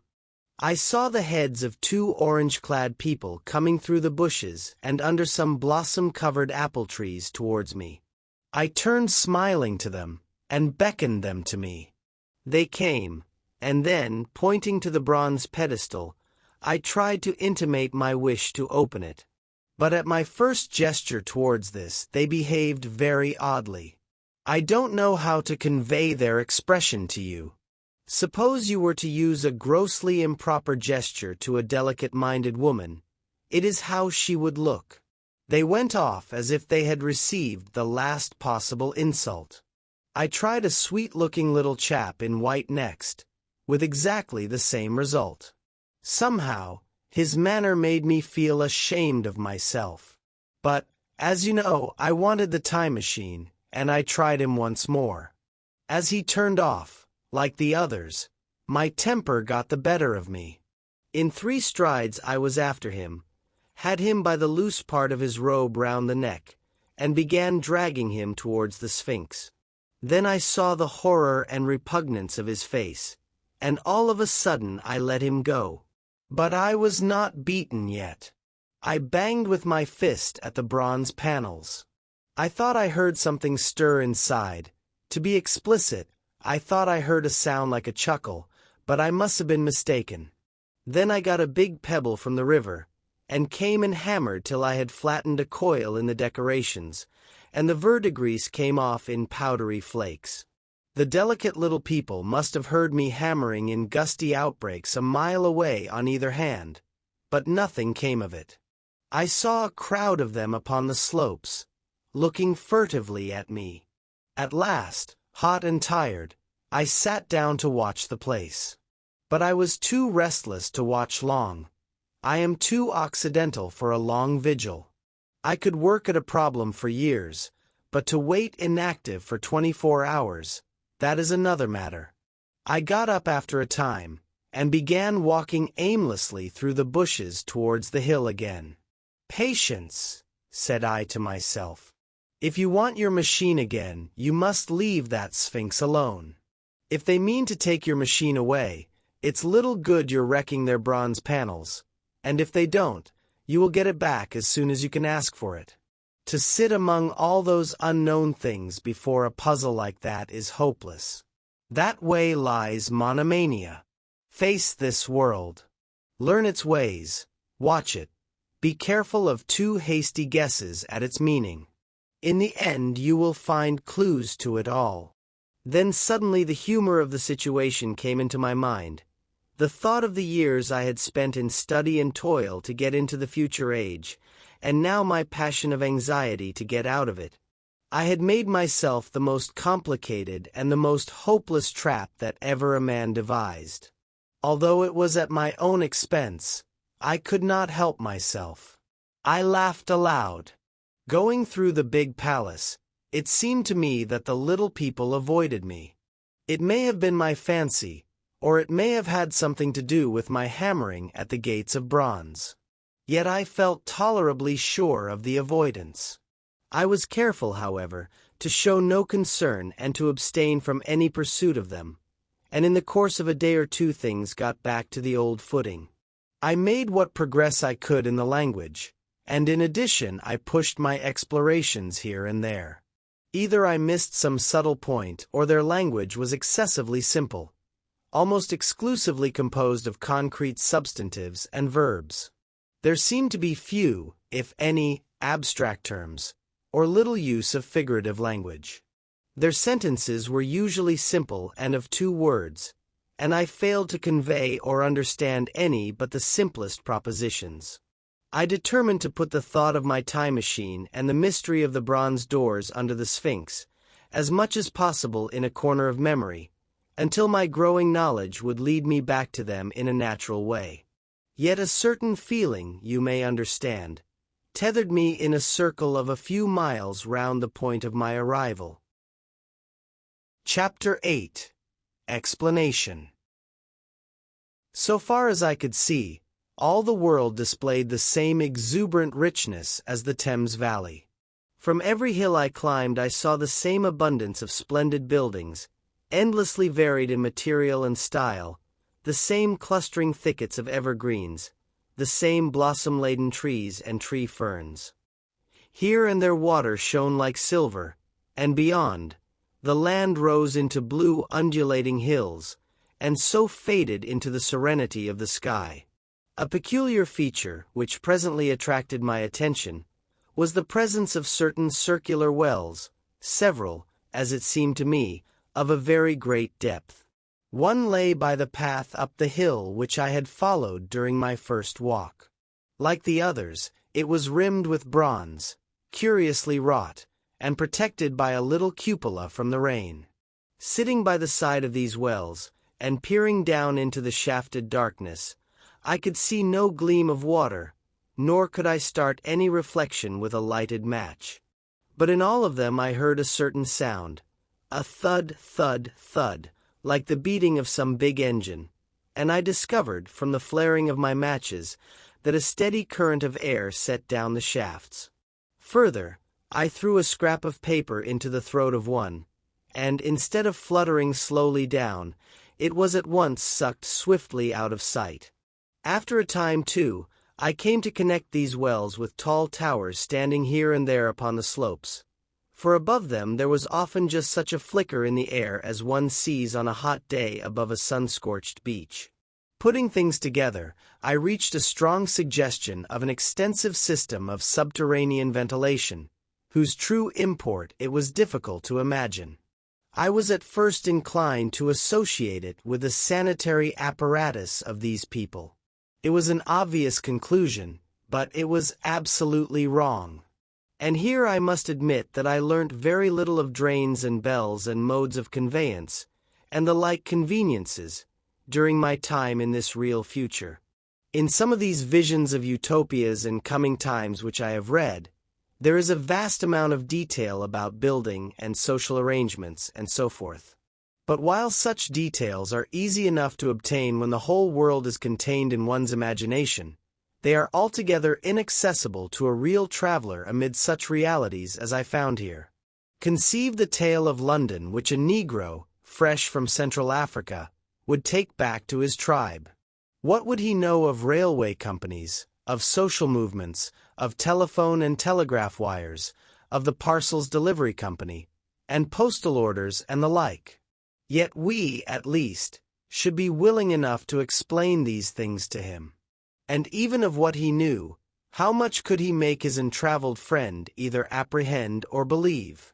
Then, think how narrow the gap between a Negro and a white man of our own times, and how wide the interval between myself and these of the Golden Age. I was sensible of much which was unseen, and which contributed to my comfort. But save for a general impression of automatic organization, I fear I can convey very little of the difference to your mind.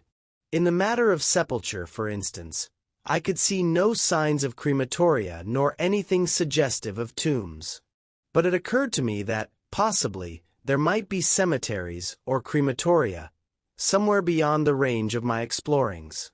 This, again, was a question I deliberately put to myself, and my curiosity was at first entirely defeated upon the point.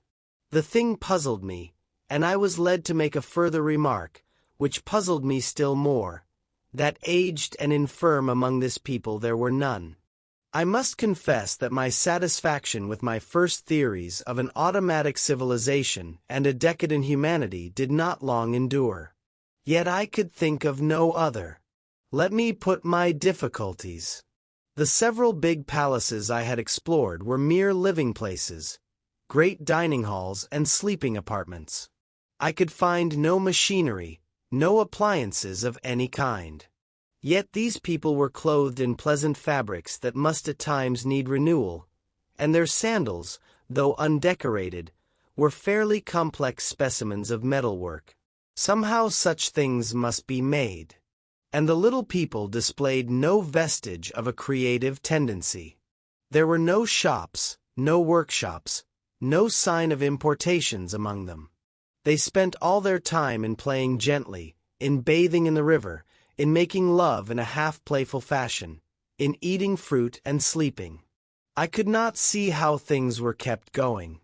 Then, again, about the time machine. Something, I knew not what, had taken it into the hollow pedestal of the White Sphinx. Why? For the life of me I could not imagine. Those waterless wells, too, those flickering pillars. I felt I lacked a clue. I felt, how shall I put it? Suppose you found an inscription, with sentences here and there in excellent plain English, and interpolated therewith, others made up of words, of letters even, absolutely unknown to you? Well, on the third day of my visit, that was how the world of 802,701 presented itself to me. That day, too, I made a friend, of a sort. It happened that, as I was watching some of the little people bathing in a shallow, one of them was seized with cramp and began drifting downstream. The main current ran rather swiftly, but not too strongly for even a moderate swimmer. It will give you an idea, therefore, of the strange deficiency in these creatures, when I tell you that none made the slightest attempt to rescue the weakly crying little thing which was drowning before their eyes. When I realized this, I hurriedly slipped off my clothes, and, wading in at a point lower down, I caught the poor mite and drew her safe to land. A little rubbing of the limbs soon brought her round, and I had the satisfaction of seeing she was all right before I left her. I had got to such a low estimate of her kind that I did not expect any gratitude from her. In that, however, I was wrong. This happened in the morning. In the afternoon I met my little woman, as I believe it was, as I was returning towards my center from an exploration, and she received me with cries of delight and presented me with a big garland of flowers, evidently made for me and me alone. The thing took my imagination.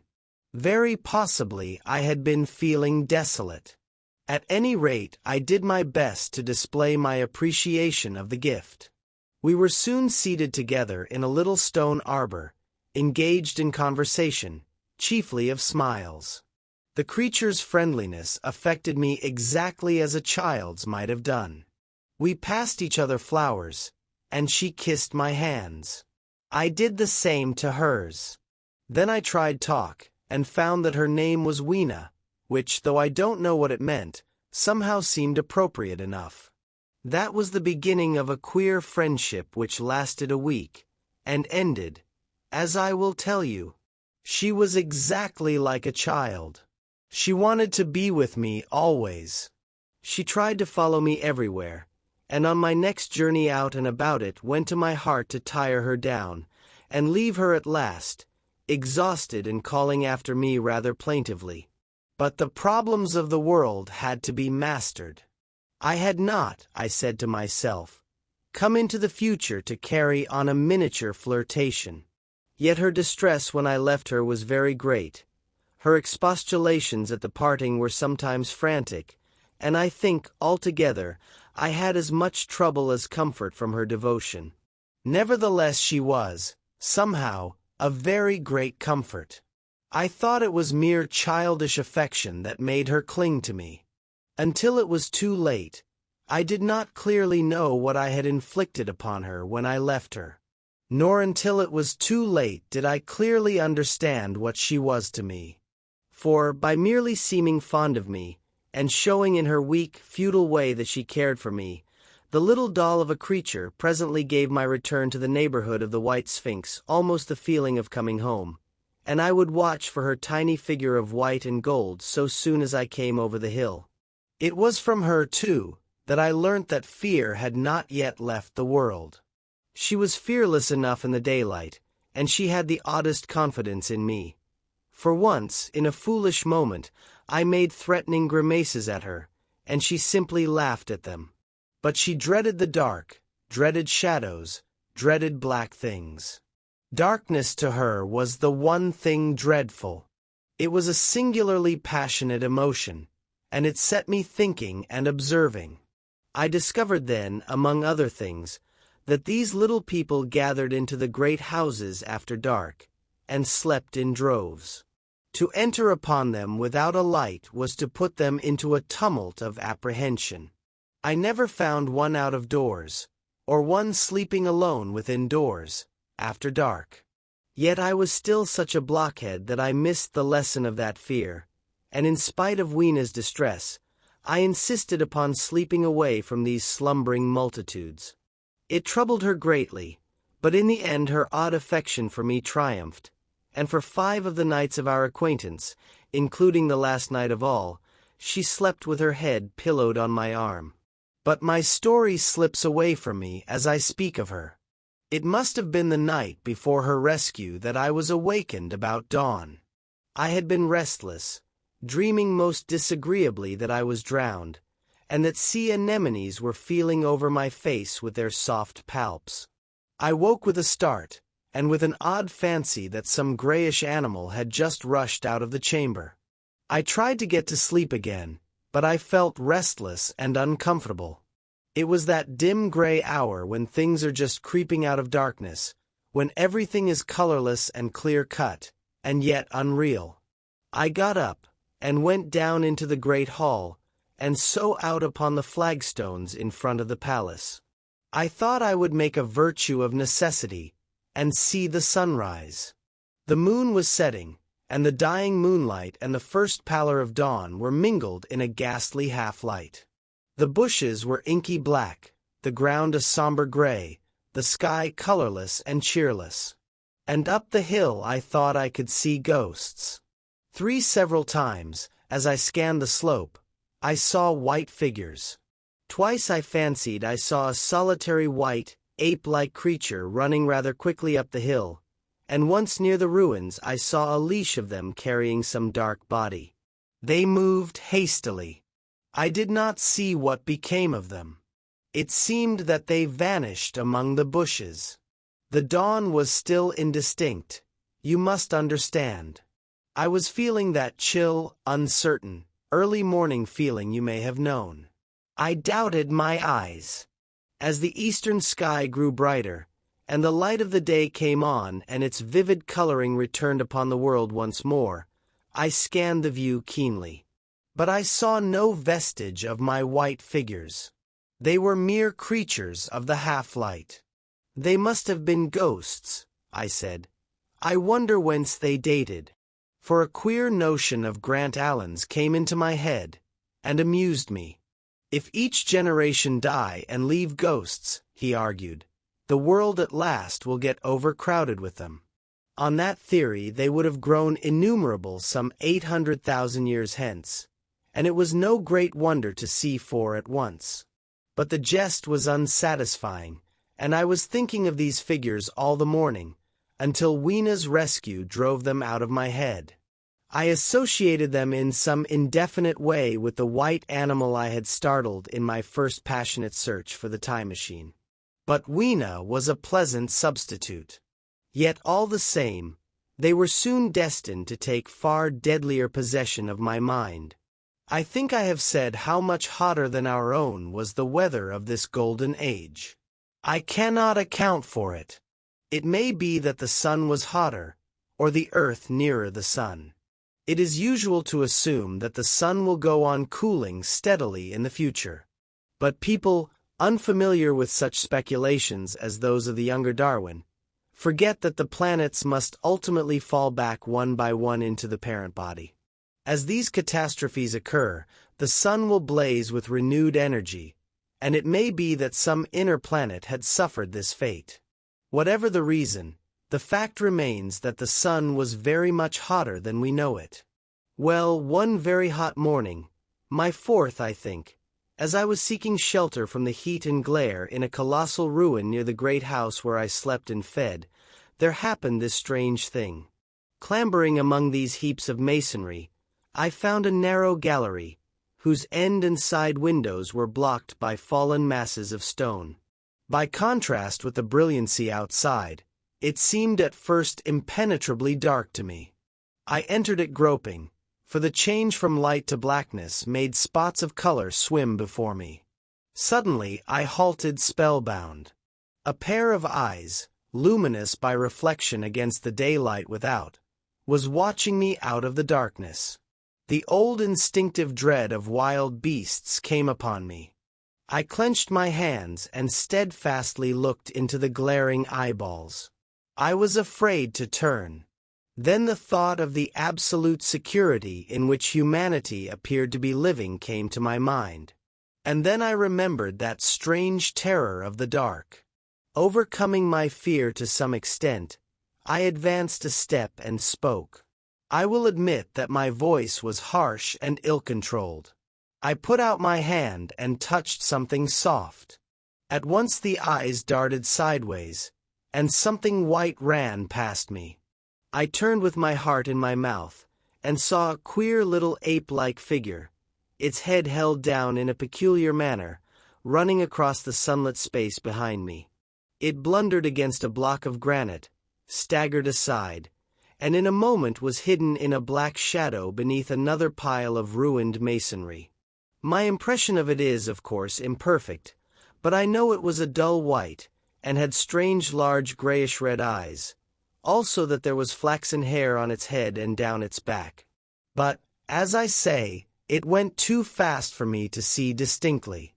I cannot even say whether it ran on all fours, or only with its forearms held very low. After an instant's pause, I followed it into the second heap of ruins. I could not find it at first, but, after a time in the profound obscurity, I came upon one of those round well-like openings of which I have told you, half closed by a fallen pillar. A sudden thought came to me. Could this thing have vanished down the shaft? I lit a match, and looking down, I saw a small, white, moving creature, with large bright eyes which regarded me steadfastly as it retreated. It made me shudder. It was so like a human spider. It was clambering down the wall, and now I saw for the first time a number of metal foot and hand rests forming a kind of ladder down the shaft. Then the light burned my fingers and fell out of my hand, going out as it dropped, and when I had lit another the little monster had disappeared. I do not know how long I sat peering down that well. It was not for some time that I could succeed in persuading myself that the thing I had seen was human. But, gradually, the truth dawned on me. That man had not remained one species, but had differentiated into two distinct animals. That my graceful children of the upper world were not the sole descendants of our generation, but that this bleached, obscene, nocturnal thing, which had flashed before me, was also heir to all the ages. I thought of the flickering pillars and of my theory of an underground ventilation. I began to suspect their true import. And what, I wondered, was this lemur doing in my scheme of a perfectly balanced organization? How was it related to the indolent serenity of the beautiful overworlders? And what was hidden down there, at the foot of that shaft? I sat upon the edge of the well telling myself that, at any rate, there was nothing to fear, and that there I must descend for the solution of my difficulties. And withal I was absolutely afraid to go. As I hesitated, two of the beautiful upper-world people came running in their amorous sport across the daylight in the shadow. The male pursued the female, flinging flowers at her as he ran. They seemed distressed to find me, my arm against the overturned pillar, peering down the well. Apparently it was considered bad form to remark these apertures, for when I pointed to this one, and tried to frame a question about it in their tongue, they were still more visibly distressed and turned away. But they were interested by my matches, and I struck some to amuse them. I tried them again about the well, and again I failed. So presently I left them, meaning to go back to Weena, and see what I could get from her. But my mind was already in revolution. My guesses and impressions were slipping and sliding to a new adjustment. I had now a clue to the import of these wells, to the ventilating towers, to the mystery of the ghosts, to say nothing of a hint at the meaning of the bronze gates and the fate of the time machine. And very vaguely there came a suggestion towards the solution of the economic problem that had puzzled me. Here was the new view.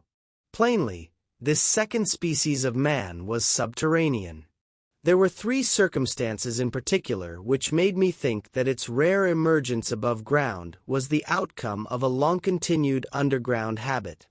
In the first place, there was the bleached look common in most animals that live largely in the dark, the whitefish of the Kentucky caves, for instance. Then, those large eyes, with that capacity for reflecting light, are common features of nocturnal things. Witness the owl and the cat.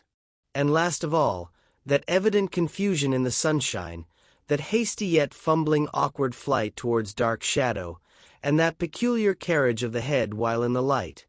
all reinforced the theory of an extreme sensitiveness of the retina.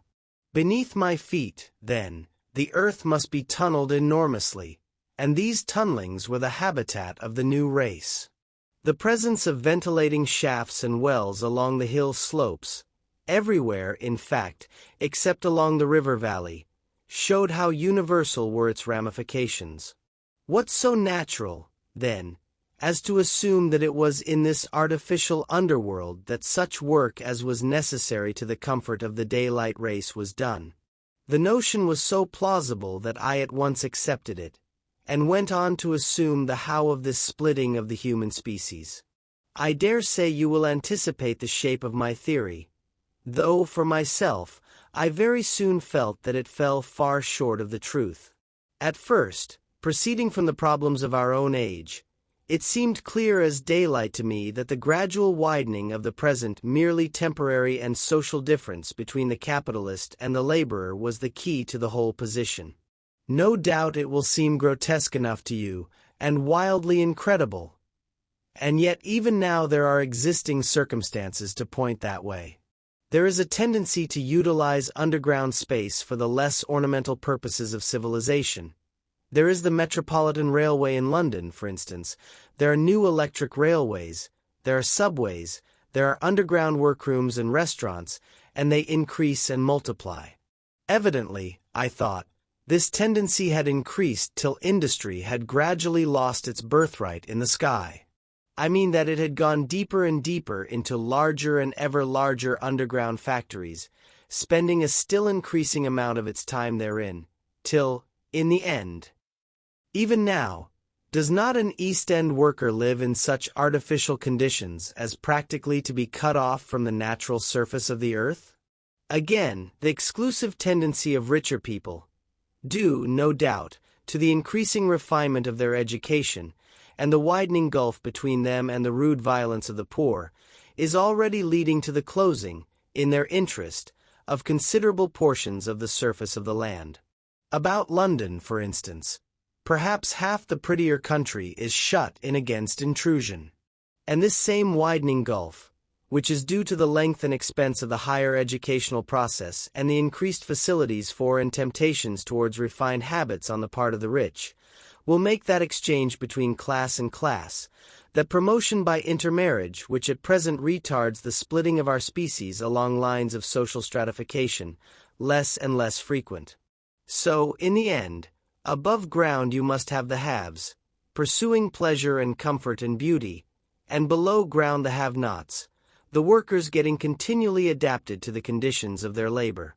Once they were there, they would no doubt have to pay rent, and not a little of it, for the ventilation of their caverns, and if they refused, they would starve or be suffocated for arrears.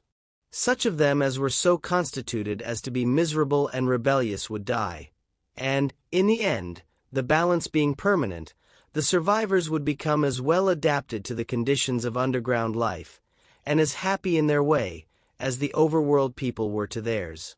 As it seemed to me, the refined beauty and the etiolated pallor followed naturally enough.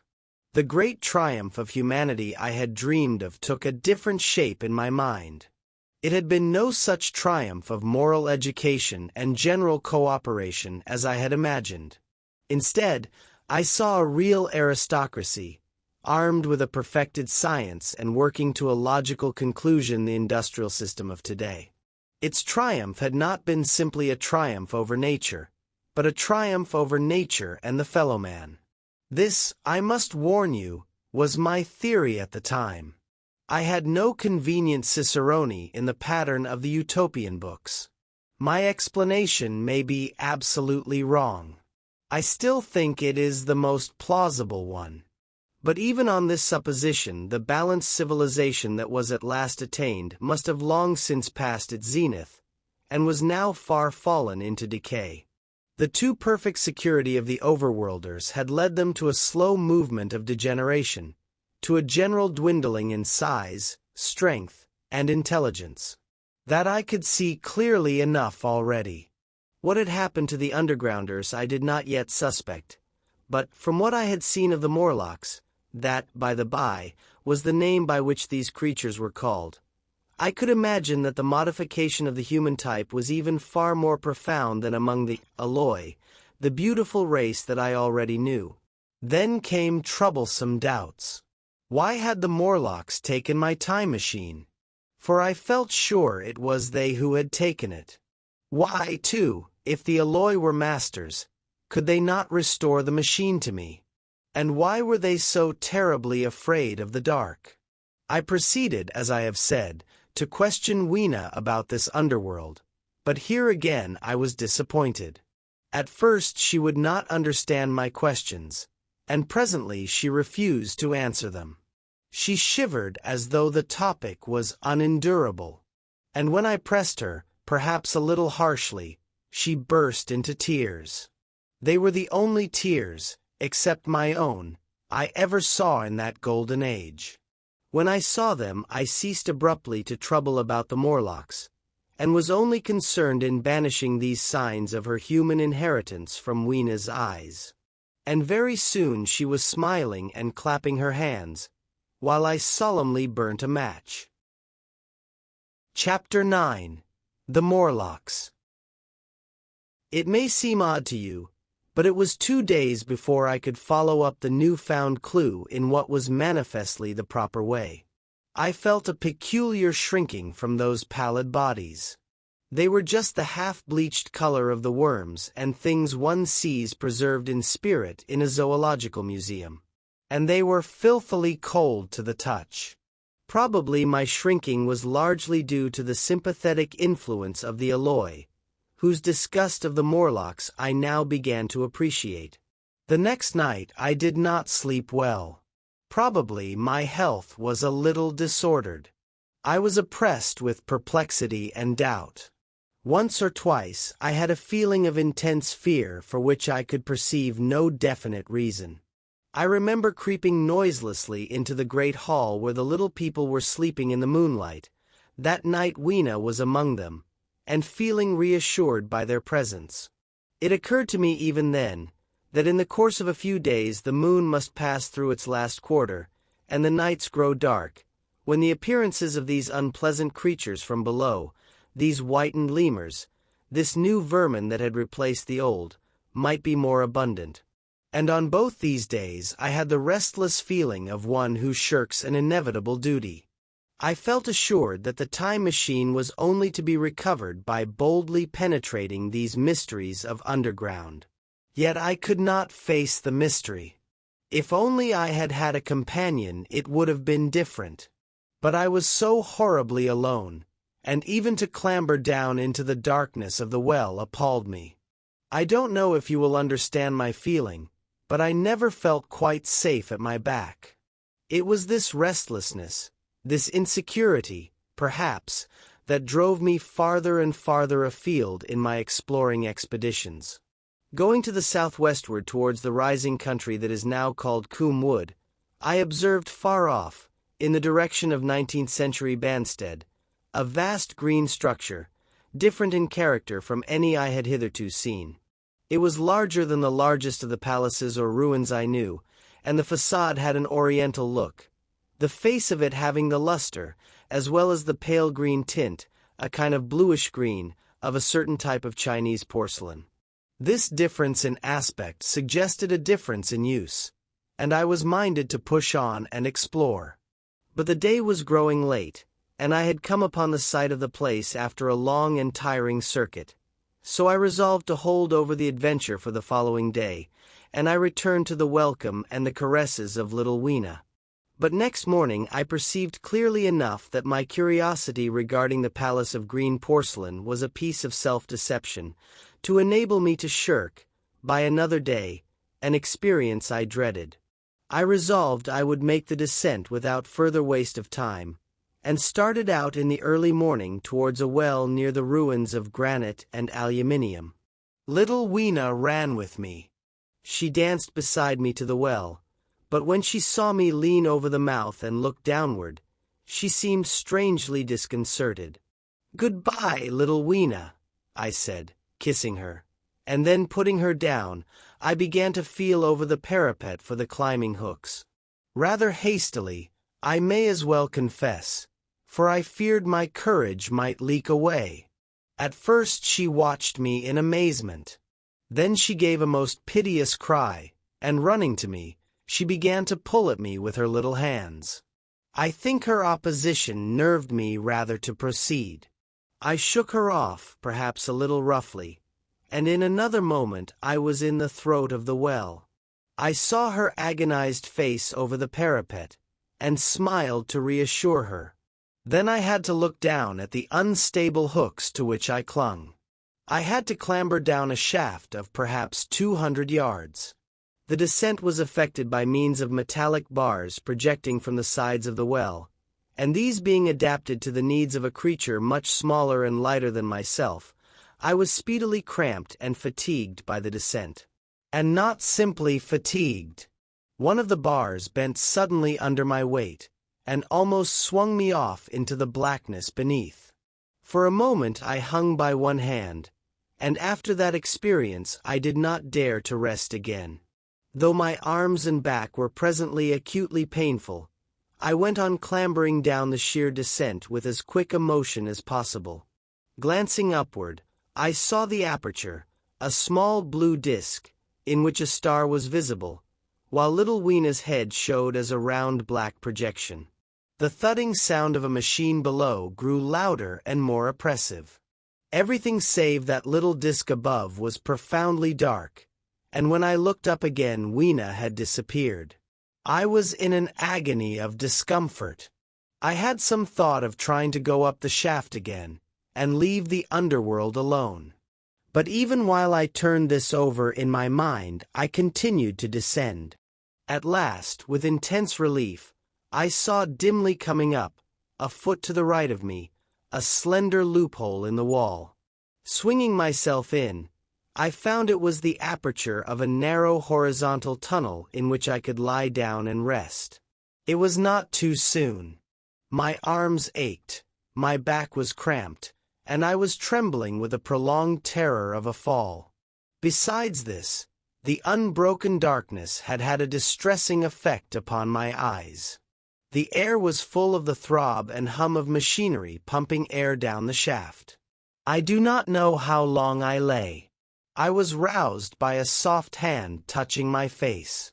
Starting up in the darkness, I snatched at my matches and, hastily striking one, I saw 3 stooping white creatures similar to the one I had seen above ground in the ruin, hastily retreating before the light. Living, as they did, in what appeared to me impenetrable darkness, their eyes were abnormally large and sensitive, just as are the pupils of the abysmal fishes, and they reflected the light in the same way. I have no doubt they could see me in that rayless obscurity, and they did not seem to have any fear of me apart from the light. But so soon as I struck a match in order to see them, they fled incontinently, vanishing into dark gutters and tunnels, from which their eyes glared at me in the strangest fashion. I tried to call to them, but the language they had was apparently different from that of the overworld people, so that I was needs left to my own unaided efforts, and the thought of flight before exploration was even then in my mind. But I said to myself, "You are in for it now," and, feeling my way along the tunnel, I found the noise of machinery grow louder. Presently the walls fell away from me, and I came to a large open space, and striking another match, saw that I had entered a vast arched cavern, which stretched into utter darkness beyond the range of my light. The view I had of it was as much as one could see in the burning of a match. Necessarily, my memory is vague. Great shapes like big machines rose out of the dimness, and cast grotesque black shadows, in which dim spectral Morlocks sheltered from the glare. The place, by the by, was very stuffy and oppressive, and the faint halitus of freshly shed blood was in the air. Some way down the central vista was a little table of white metal, laid with what seemed a meal. The Morlocks at any rate were carnivorous. Even at the time, I remember wondering what large animal could have survived to furnish the red joint I saw. It was all very indistinct. The heavy smell, the big unmeaning shapes, the obscene figures lurking in the shadows, and only waiting for the darkness to come at me again. Then the match burnt down, and stung my fingers, and fell, a wriggling red spot in the blackness. I have thought since how particularly ill-equipped I was for such an experience. When I had started with the time machine, I had started with the absurd assumption that the men of the future would certainly be infinitely ahead of ourselves in all their appliances. I had come without arms, without medicine, without anything to smoke. At times I missed tobacco frightfully, even without enough matches. If only I had thought of a Kodak! I could have flashed that glimpse of the underworld in a second, and examined it at leisure. But, as it was, I stood there with only the weapons and the powers that nature had endowed me with: hands, feet, and teeth. These, and 4 safety matches that still remained to me. I was afraid to push my way in among all this machinery in the dark, and it was only with my last glimpse of light I discovered that my store of matches had run low. It had never occurred to me until that moment that there was any need to economize them, and I had wasted almost half the box in astonishing the overworlders, to whom fire was a novelty. Now, as I say, I had 4 left, and while I stood in the dark, a hand touched mine, lank fingers came feeling over my face, and I was sensible of a peculiar unpleasant odor. I fancied I heard the breathing of a crowd of those dreadful little beings about me. I felt the box of matches in my hand being gently disengaged, and other hands behind me plucking at my clothing. The sense of these unseen creatures examining me was indescribably unpleasant. The sudden realization of my ignorance of their ways of thinking and doing came home to me very vividly in the darkness. I shouted at them as loudly as I could. They started away, and then I could feel them approaching me again. They clutched at me more boldly, whispering odd sounds to each other. I shivered violently, and shouted again, rather discordantly. This time they were not so seriously alarmed, and they made a queer laughing noise as they came back at me. I will confess I was horribly frightened. I determined to strike another match and escape under the protection of its glare. I did so, and eking out the flicker with a scrap of paper from my pocket, I made good my retreat to the narrow tunnel. But I had scarce entered this when my light was blown out, and in the blackness I could hear the Morlocks rustling like wind among leaves, and pattering like the rain, as they hurried after me.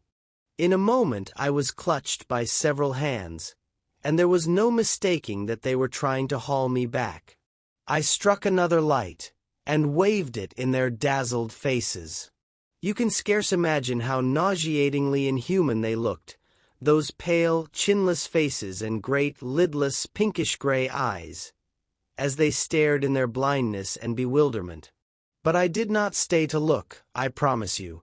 I retreated again, and when my second match had ended, I struck my third. It had almost burnt through when I reached the opening into the shaft. I lay down on the edge, for the throb of the great pump below made me giddy. Then I felt sideways for the projecting hooks, and, as I did so, my feet were grasped from behind, and I was violently tugged backward. I lit my last match, and it incontinently went out. But I had my hand on the climbing bars now, and, kicking violently, I disengaged myself from the clutches of the Morlocks, and was speedily clambering up the shaft, while they stayed peering and blinking up at me, all but one little wretch who followed me for some way, and well-nigh secured my boot as a trophy. That climb seemed interminable to me. With the last 20 or 30 feet of it, a deadly nausea came upon me. I had the greatest difficulty in keeping my hold.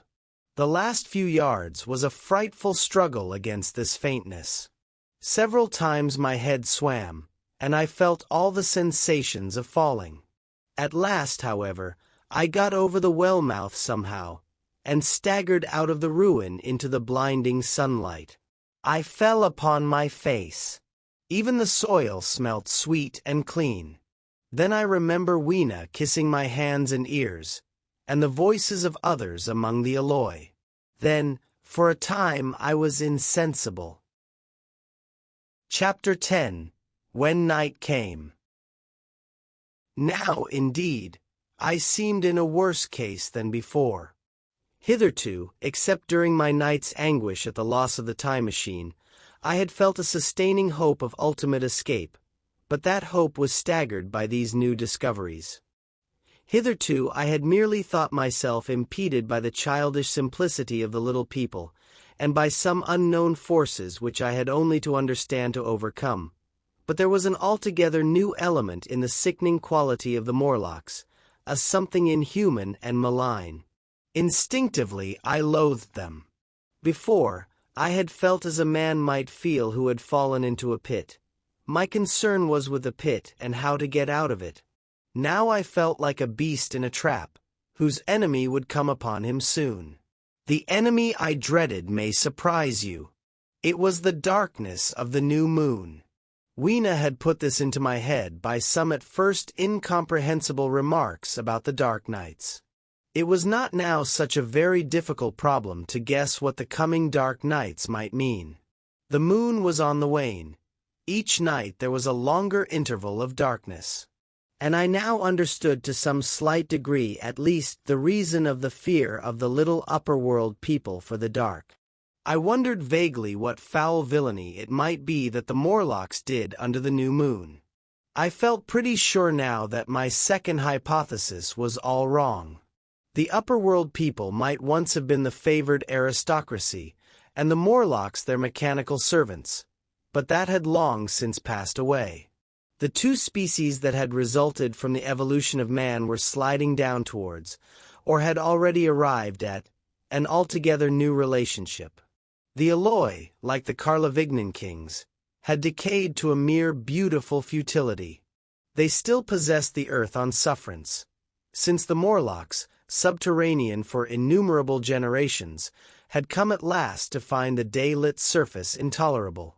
And the Morlocks made their garments, I inferred, and maintained them in their habitual needs, perhaps through the survival of an old habit of service. They did it as a standing horse paws with his foot, or as a man enjoys killing animals in sport, because ancient and departed necessities had impressed it on the organism. But, clearly, the old order was already in part reversed. The nemesis of the delicate ones was creeping on apace. Ages ago, thousands of generations ago, man had thrust his brother man out of the ease and the sunshine. And now that brother was coming back, changed. Already the Eloi had begun to learn one old lesson anew. They were becoming reacquainted with fear. And suddenly there came into my head the memory of the meat I had seen in the underworld. It seemed odd how it floated into my mind, not stirred up as it were by the current of my meditations, but coming in almost like a question from outside. I tried to recall the form of it. I had a vague sense of something familiar, but I could not tell what it was at the time. Still, however helpless the little people in the presence of their mysterious fear, I was differently constituted. I came out of this age of ours, this ripe prime of the human race, when fear does not paralyze and mystery has lost its terrors. I at least would defend myself. Without further delay, I determined to make myself arms and a fastness where I might sleep. With that refuge as a base, I could face the strange world with some of that confidence I had lost in realizing to what creatures night by night I lay exposed. I felt I could never sleep again until my bed was secure from them. I shuddered with horror to think how they must already have examined me. I wandered during the afternoon along the valley of the Thames, but found nothing that commended itself to my mind as inaccessible. All the buildings and trees seemed easily practicable to such dexterous climbers as the Morlocks, to judge by their wells, must be. Then the tall pinnacles of the palace of green porcelain and the polished gleam of its walls came back to my memory, and in the evening, taking Weena like a child upon my shoulder, I went up the hills towards the southwest. The distance, I had reckoned, was 7 or 8 miles, but it must have been nearer 18. I had first seen the place on a moist afternoon when distances are deceptively diminished. In addition, the heel of one of my shoes was loose, and a nail was working through the sole. They were comfortable old shoes I wore about indoors, so that I was lame. And it was already long past sunset when I came in sight of the palace, silhouetted black against the pale yellow of the sky. Weena had been hugely delighted when I began to carry her, but after a while she desired me to let her down, and ran along by the side of me, occasionally darting off on either hand to pick flowers to stick in my pockets. My pockets had always puzzled Weena, but at the last she had concluded that they were an eccentric kind of vases for floral decoration. At least she utilized them for that purpose. And that reminds me. In changing my jacket I found. The time traveler paused, put his hand into his pocket, and silently placed 2 withered flowers, not unlike very large white mallows, upon the little table. Then he resumed his narrative. As the hush of evening crept over the world and we proceeded over the hill crest towards Wimbledon, Weena grew tired and wanted to return to the house of grey stone. But I pointed out the distant pinnacles of the palace of green porcelain to her, and contrived to make her understand that we were seeking a refuge there from her fear. You know that great pause that comes upon things before the dusk? Even the breeze stops in the trees. To me there is always an air of expectation about that evening stillness. The sky was clear, remote, and empty save for a few horizontal bars far down in the sunset. Well, that night the expectation took the color of my fears. In that darkling calm my senses seemed preternaturally sharpened. I fancied I could even feel the hollowness of the ground beneath my feet. Could, indeed, almost see through it the Morlocks on their ant hill going hither and thither and waiting for the dark. In my excitement, I fancied that they would receive my invasion of their burrows as a declaration of war. And why had they taken my time machine? So we went on in the quiet, and the twilight deepened into night. The clear blue of the distance faded, and one star after another came out. The ground grew dim and the trees black. Weena's fears and her fatigue grew upon her. I took her in my arms and talked to her and caressed her. Then, as the darkness grew deeper, she put her arms round my neck, and, closing her eyes, tightly pressed her face against my shoulder. So we went down a long slope into a valley, and there in the dimness I almost walked into a little river. This I waded, and went up the opposite side of the valley, past a number of sleeping houses, and by a statue, a faun or some such figure, minus the head. Here too were acacias. So far I had seen nothing of the Morlocks, but it was yet early in the night, and the darker hours before the old moon rose were still to come. From the brow of the next hill I saw a thick wood spreading wide and black before me. I hesitated at this. I could see no end to it, either to the right or the left. Feeling tired, my feet in particular were very sore, I carefully lowered Weena from my shoulder as I halted and sat down upon the turf. I could no longer see the palace of green porcelain, and I was in doubt of my direction. I looked into the thickness of the wood and thought of what it might hide. Under that dense tangle of branches one would be out of sight of the stars. Even were there no other lurking danger, a danger I did not care to let my imagination loose upon, there would still be all the roots to stumble over and the tree boles to strike against. I was very tired, too, after the excitements of the day, so I decided that I would not face it, but would pass the night upon the open hill. Weena, I was glad to find, was fast asleep. I carefully wrapped her in my jacket, and sat down beside her to wait for the moonrise. The hillside was quiet and deserted, but from the black of the wood there came now and then a stir of living things. Above me shone the stars, for the night was very clear. I felt a certain sense of friendly comfort in their twinkling. All the old constellations had gone from the sky, however, That slow movement which is imperceptible in 100 human lifetimes, had long since rearranged them in unfamiliar groupings. But the Milky Way, it seemed to me, was still the same tattered streamer of stardust as of yore. Southward, as I judged it, was a very bright red star that was new to me. It was even more splendid than our own green Sirius.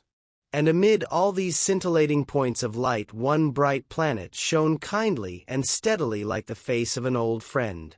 Looking at these stars suddenly dwarfed my own troubles and all the gravities of terrestrial life. I thought of their unfathomable distance, and the slow, inevitable drift of their movements out of the unknown past into the unknown future. I thought of the great precessional cycle that the pole of the Earth describes. Only 40 times had that silent revolution occurred during all the years that I had traversed. And during these few revolutions all the activity, all the traditions, the complex organizations, the nations, languages, literatures, aspirations, even the mere memory of man as I knew him, had been swept out of existence. Instead were these frail creatures who had forgotten their high ancestry, and the white things of which I went in terror.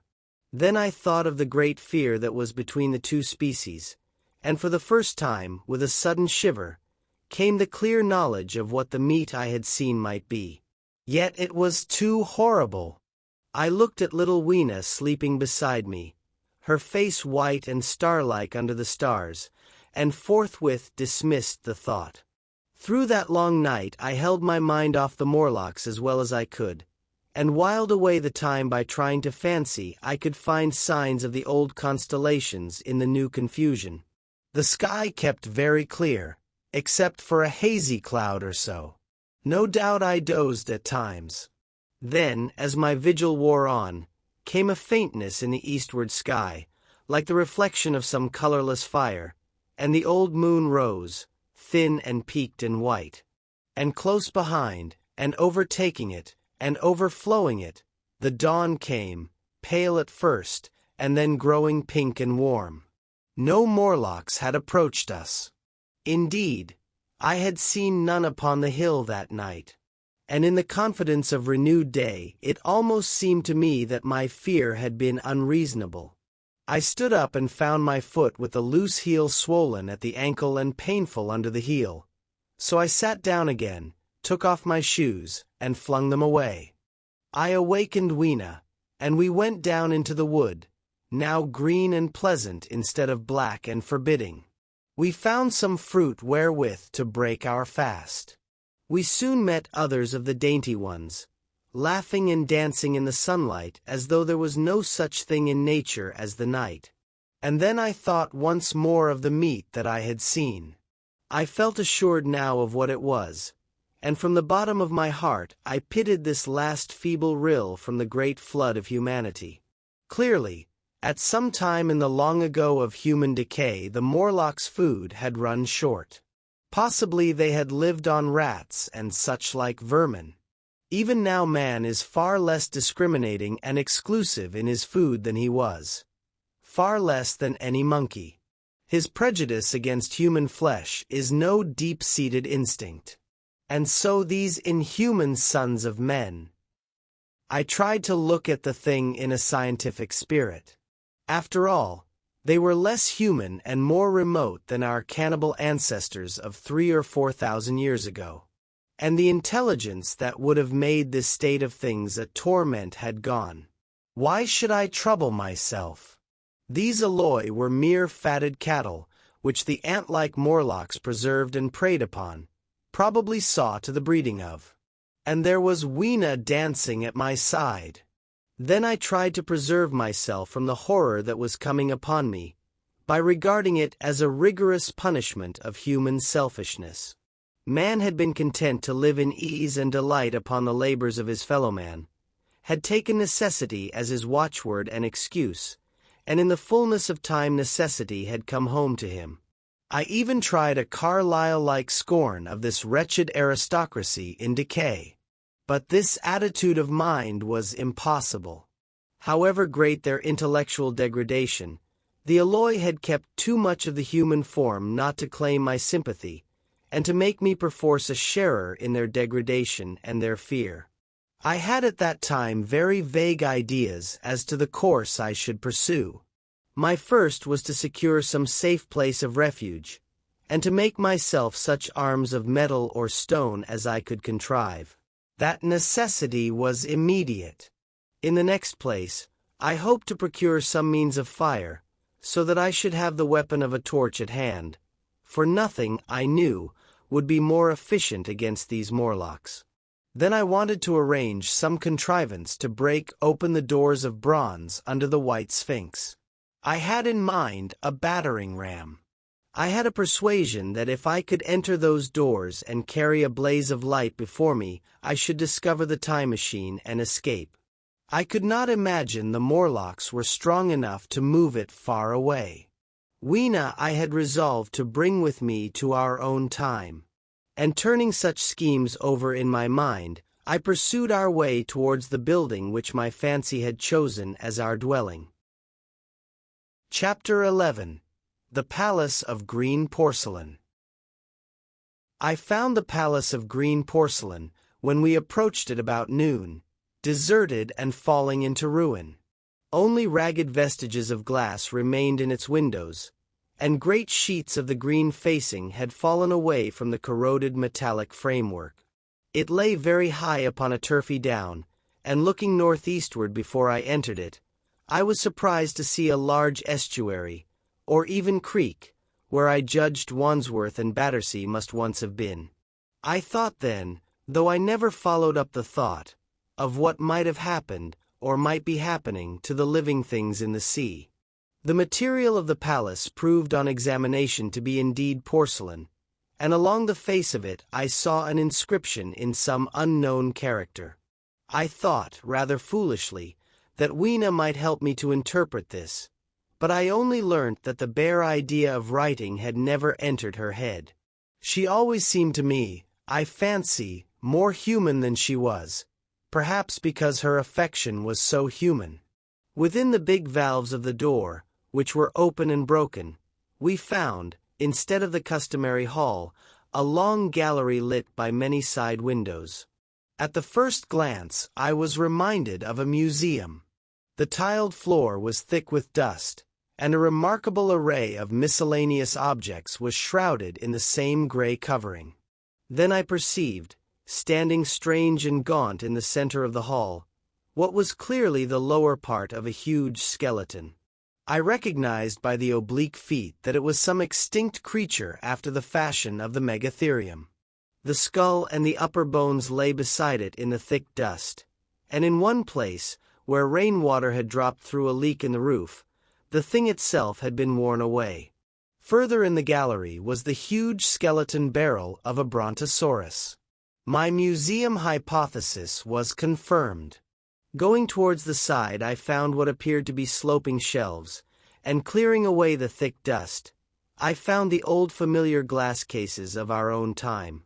But they must have been airtight to judge from the fair preservation of some of their contents.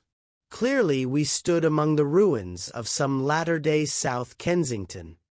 Here, apparently, was the paleontological section, and a very splendid array of fossils it must have been, though the inevitable process of decay that had been staved off for a time, and had, through the extinction of bacteria and fungi, lost 99/100ths of its force, was nevertheless, with extreme sureness if with extreme slowness, at work again upon all its treasures. Here and there I found traces of the little people in the shape of rare fossils broken to pieces or threaded in strings upon reeds. And the cases had in some instances been bodily removed, by the Morlocks, as I judged. The place was very silent. The thick dust deadened our footsteps. Weena, who had been rolling a sea urchin down the sloping glass of a case, presently came, as I stared about me, and very quietly took my hand and stood beside me. And at first I was so much surprised by this ancient monument of an intellectual age that I gave no thought to the possibilities it presented. Even my preoccupation about the time machine receded a little from my mind. To judge from the size of the place, this palace of green porcelain had a great deal more in it than a gallery of paleontology, possibly historical galleries. It might be, even a library. To me, at least in my present circumstances, these would be vastly more interesting than this spectacle of old-time geology in decay. Exploring, I found another short gallery running transversely to the first. This appeared to be devoted to minerals, and the sight of a block of sulfur set my mind running on gunpowder. But I could find no saltpetre. Indeed, no nitrates of any kind. Doubtless they had deliquesced ages ago. Yet the sulfur hung in my mind, and set up a train of thinking. As for the rest of the contents of that gallery, though on the whole they were the best preserved of all I saw, I had little interest. I am no specialist in mineralogy, and I went on down a very ruinous aisle running parallel to the first hall I had entered. Apparently this section had been devoted to natural history, but everything had long since passed out of recognition. A few shriveled and blackened vestiges of what had once been stuffed animals, desiccated mummies in jars that had once held spirit, a brown dust of departed plants. That was all. I was sorry for that, because I should have been glad to trace the patient readjustments by which the conquest of animated nature had been attained. Then we came to a gallery of simply colossal proportions, but singularly ill-lit, the floor of it running downward at a slight angle from the end at which I entered. At intervals white globes hung from the ceiling, many of them cracked and smashed, which suggested that originally the place had been artificially lit. Here I was more in my element, for rising on either side of me were the huge bulks of big machines, all greatly corroded and many broken down, but some still fairly complete. You know I have a certain weakness for mechanism, and I was inclined to linger among these. The more so as for the most part they had the interest of puzzles, and I could make only the vaguest guesses at what they were for. I fancied that if I could solve their puzzles I should find myself in possession of powers that might be of use against the Morlocks. Suddenly Weena came very close to my side. So suddenly that she startled me. Had it not been for her, I do not think I should have noticed that the floor of the gallery sloped at all. Footnote: it may be, of course, that the floor did not slope, but that the museum was built into the side of a hill, d. The end I had come in at was quite above ground, and was lit by rare slit-like windows. As you went down the length, the ground came up against these windows, until at last there was a pit like the area of a London house before each, and only a narrow line of daylight at the top. I went slowly along, puzzling about the machines, and had been too intent upon them to notice the gradual diminution of the light, until Weena's increasing apprehensions drew my attention. Then I saw that the gallery ran down at last into a thick darkness. I hesitated, and then, as I looked round me, I saw that the dust was less abundant and its surface less even. Further away towards the dimness, it appeared to be broken by a number of small narrow footprints. My sense of the immediate presence of the Morlocks revived at that. I felt that I was wasting my time in the academic examination of machinery. I called to mind that it was already far advanced in the afternoon, and that I had still no weapon, no refuge, and no means of making a fire.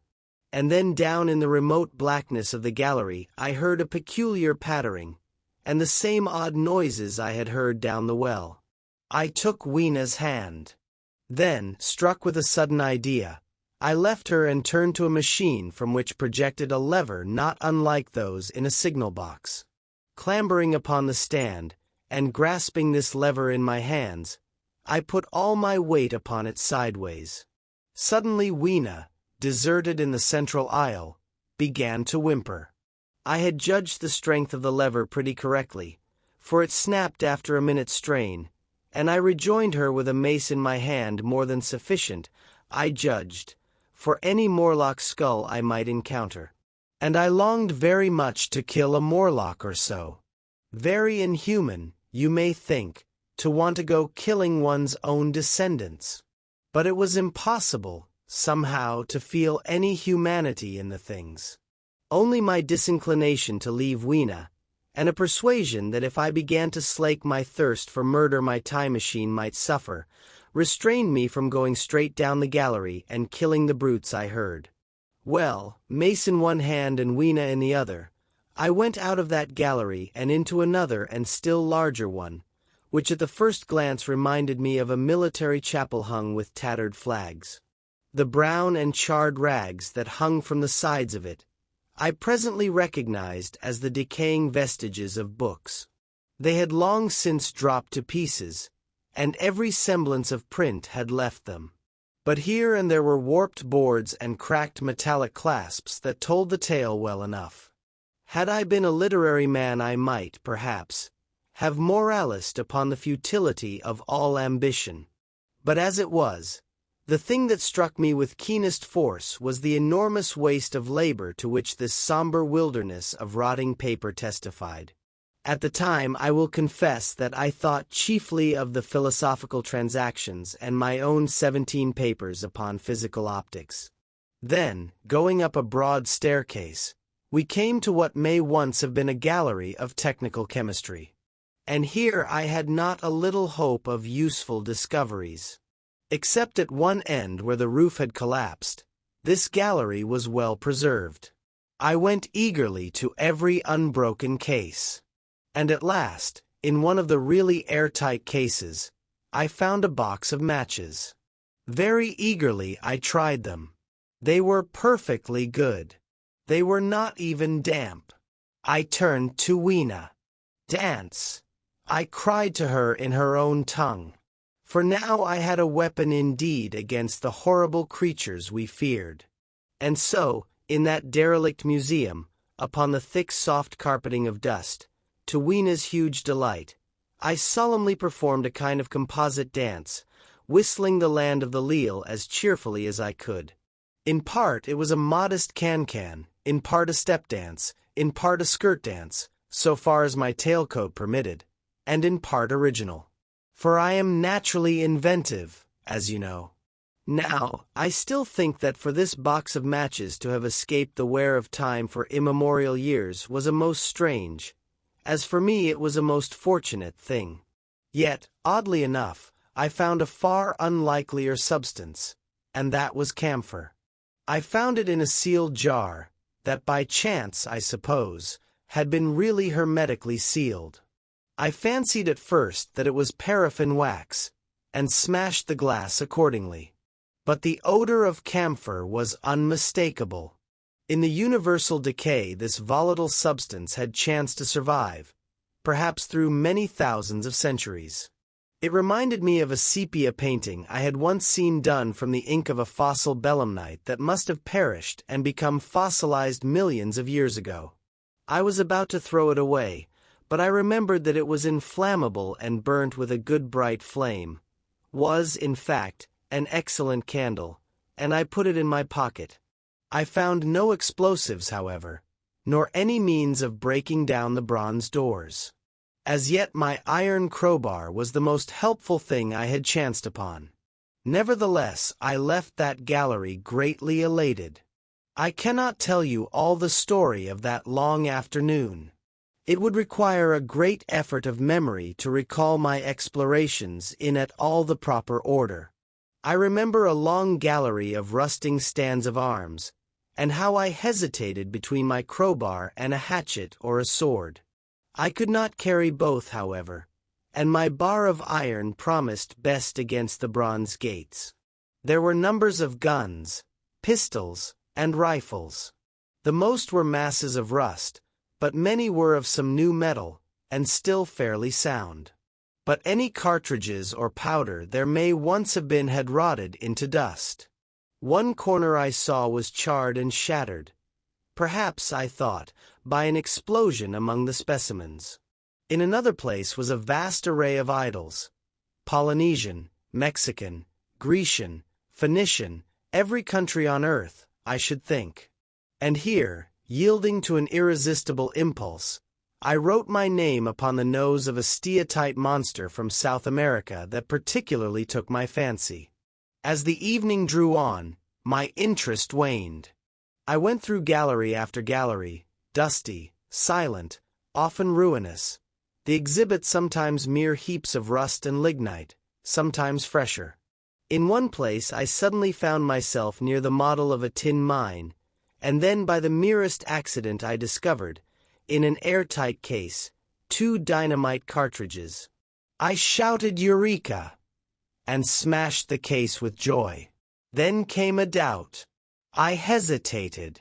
Then, selecting a little side gallery, I made my essay. I never felt such a disappointment as I did in waiting 5, 10, 15 minutes for an explosion that never came. Of course the things were dummies, as I might have guessed from their presence. I really believe that had they not been so, I should have rushed off incontinently and blown Sphinx, bronze doors, and, as it proved, my chances of finding the time machine, altogether into non-existence. It was after that, I think, that we came to a little open court within the palace. It was turfed, and had 3 fruit trees. So we rested and refreshed ourselves. Towards sunset, I began to consider our position. Night was creeping upon us, and my inaccessible hiding place had still to be found. But that troubled me very little now. I had in my possession a thing that was, perhaps, the best of all defenses against the Morlocks. I had matches. I had the camphor in my pocket, too, if a blaze were needed. It seemed to me that the best thing we could do would be to pass the night in the open, protected by a fire. In the morning there was the getting of the time machine. Towards that, as yet, I had only my iron mace. But now, with my growing knowledge, I felt very differently towards those bronze doors. Up to this, I had refrained from forcing them, largely because of the mystery on the other side. They had never impressed me as being very strong, and I hoped to find my bar of iron not altogether inadequate for the work. Chapter 12. In the Darkness. We emerged from the palace while the sun was still in part above the horizon. I was determined to reach the White Sphinx early the next morning, and ere the dusk I purposed pushing through the woods that had stopped me on the previous journey. My plan was to go as far as possible that night, and then, building a fire, to sleep in the protection of its glare. Accordingly, as we went along I gathered any sticks or dried grass I saw, and presently had my arms full of such litter. Thus loaded, our progress was slower than I had anticipated, and besides Weena was tired. And I, also, began to suffer from sleepiness too, so that it was full night before we reached the wood. Upon the shrubby hill of its edge Weena would have stopped, fearing the darkness before us.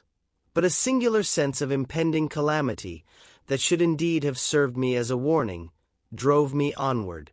I had been without sleep for a night and 2 days, and I was feverish and irritable. I felt sleep coming upon me, and the Morlocks with it.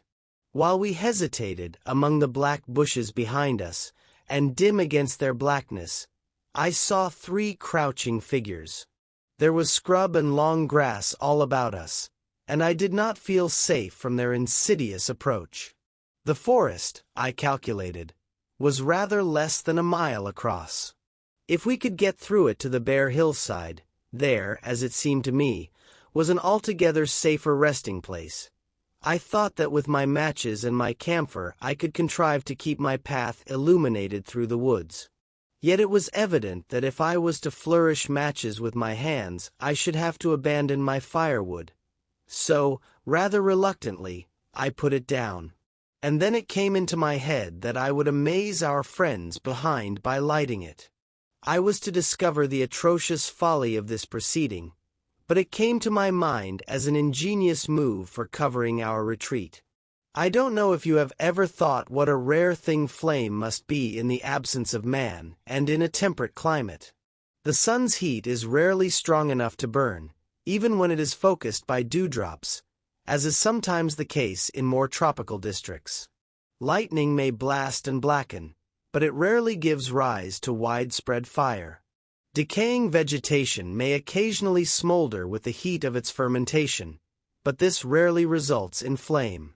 In this decadence, too, the art of fire-making had been forgotten on the earth.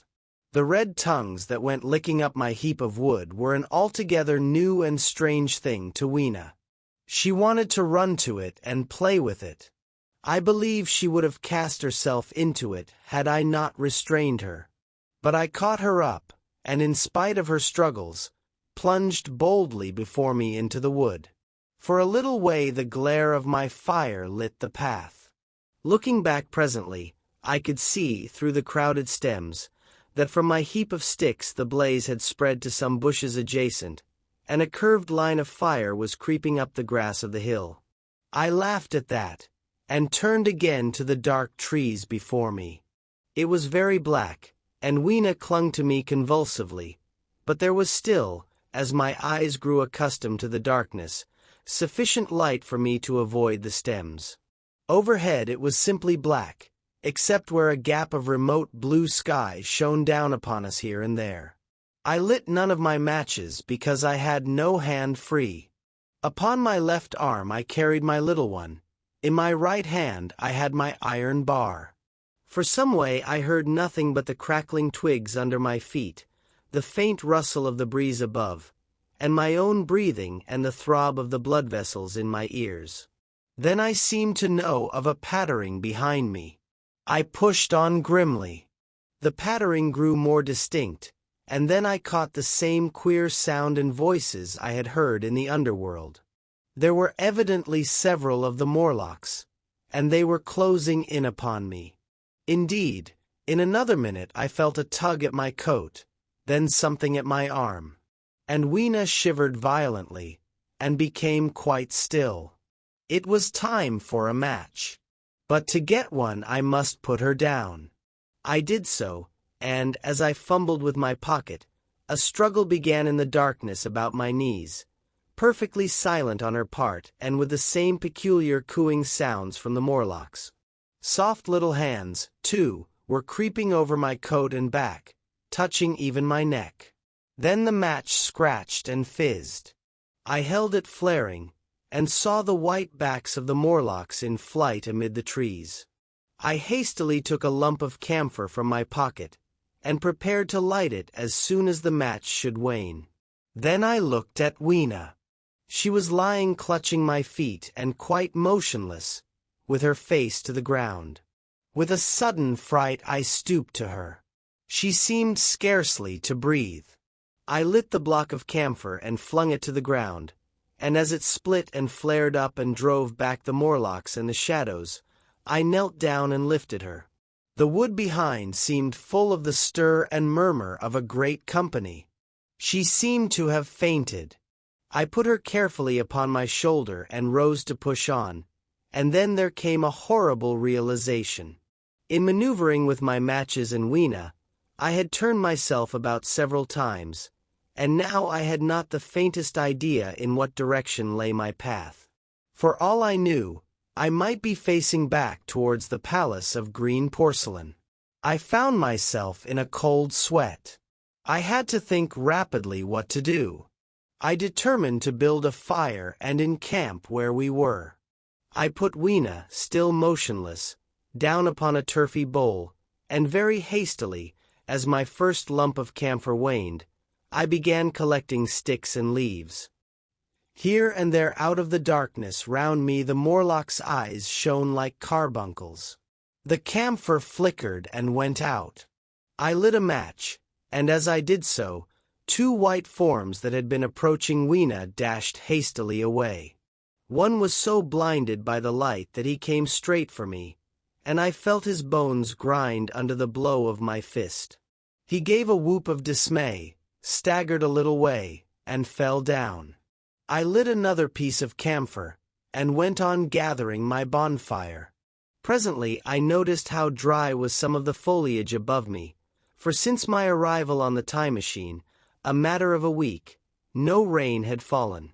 So, instead of casting about among the trees for fallen twigs, I began leaping up and dragging down branches. Very soon I had a choking smoky fire of green wood and dry sticks, and could economize my camphor. Then I turned to where Weena lay beside my iron mace. I tried what I could to revive her, but she lay like one dead. I could not even satisfy myself whether or not she breathed. Now, the smoke of the fire beat over towards me, and it must have made me heavy of a sudden. Moreover, the vapor of camphor was in the air. My fire would not need replenishing for an hour or so. I felt very weary after my exertion, and sat down. The wood, too, was full of a slumberous murmur that I did not understand. I seemed just to nod and open my eyes. But all was dark, and the Morlocks had their hands upon me. Flinging off their clinging fingers, I hastily felt in my pocket for the matchbox, and it had gone. Then they gripped and closed with me again. In a moment I knew what had happened. I had slept, and my fire had gone out, and the bitterness of death came over my soul. The forest seemed full of the smell of burning wood. I was caught by the neck, by the hair, by the arms, and pulled down. It was indescribably horrible in the darkness to feel all these soft creatures heaped upon me.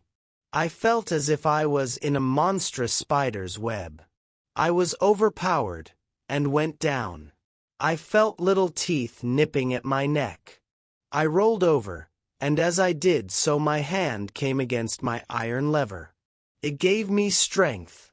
I struggled up, shaking the human rats from me, and holding the bar short, I thrust where I judged their faces might be. I could feel the succulent giving of flesh and bone under my blows, and for a moment I was free. The strange exultation that so often seems to accompany hard fighting came upon me. I knew that both I and Weena were lost, but I determined to make the Morlocks pay for their meat. I stood with my back to a tree, swinging the iron bar before me. The whole wood was full of the stir and cries of them. A minute passed. Their voices seemed to rise to a higher pitch of excitement, and their movements grew faster. Yet none came within reach. I stood glaring at the blackness. Then suddenly came hope. What if the Morlocks were afraid? And close on the heels of that came a strange thing. The darkness seemed to grow luminous. Very dimly I began to see the Morlocks about me, 3 battered at my feet, and then I recognized, with incredulous surprise, that the others were running, in an incessant stream, as it seemed, from behind me and away through the wood in front. And their backs seemed no longer white, but reddish. As I stood agape, I saw a little red spark go drifting across a gap of starlight between the branches, and vanish. And at that I understood the smell of burning wood, the slumbrous murmur that was growing now into a gusty roar, the red glow, and the Morlock's flight. Stepping out from behind my tree and looking back, I saw, through the black pillars of the nearer trees, the flames of the burning forest. It was my first fire coming after me. With that I looked for Weena, but she was gone. The hissing and crackling behind me, the explosive thud as each fresh tree burst into flame, left little time for reflection. My iron bar still gripped. I followed in the Morlock's path. It was a close race. Once the flames crept forward so swiftly on my right as I ran that I was outflanked and had to strike off to the left. But at last I emerged upon a small open space, and as I did so, a Morlock came blundering towards me, and passed me, and went on straight into the fire. And now I was to see the most weird and horrible thing, I think, of all that I beheld in that future age. This whole space was as bright as day with the reflection of the fire. In the center was a hillock or tumulus, surmounted by a scorched hawthorn. Beyond this was another arm of the burning forest, with yellow tongues already writhing from it, completely encircling the space with a fence of fire. Upon the hillside were some 30 or 40 Morlocks, dazzled by the light and heat, and blundering hither and thither against each other in their bewilderment. At first I did not realize their blindness, and struck furiously at them with my bar, in a frenzy of fear, as they approached me, killing one and crippling several more. But when I had watched the gestures of one of them groping under the hawthorn against the red sky, and heard their moans, I was assured of their absolute helplessness and misery in the glare, and I struck no more of them.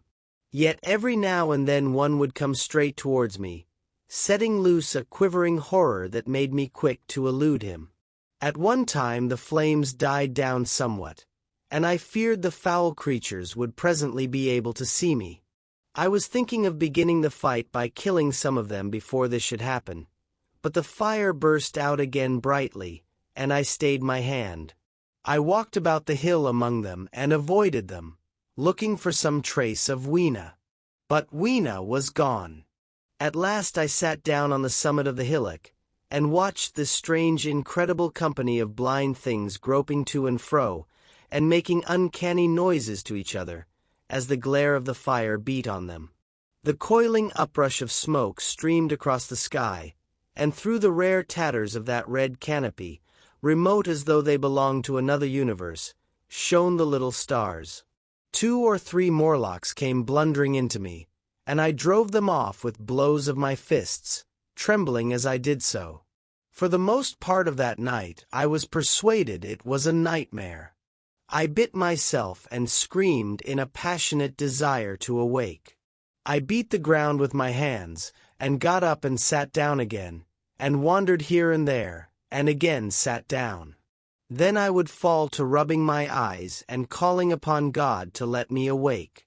Thrice I saw Morlocks put their heads down in a kind of agony and rush into the flames.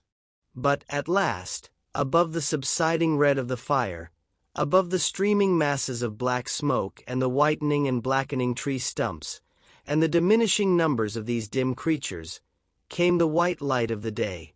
I searched again for traces of Weena, but there were none.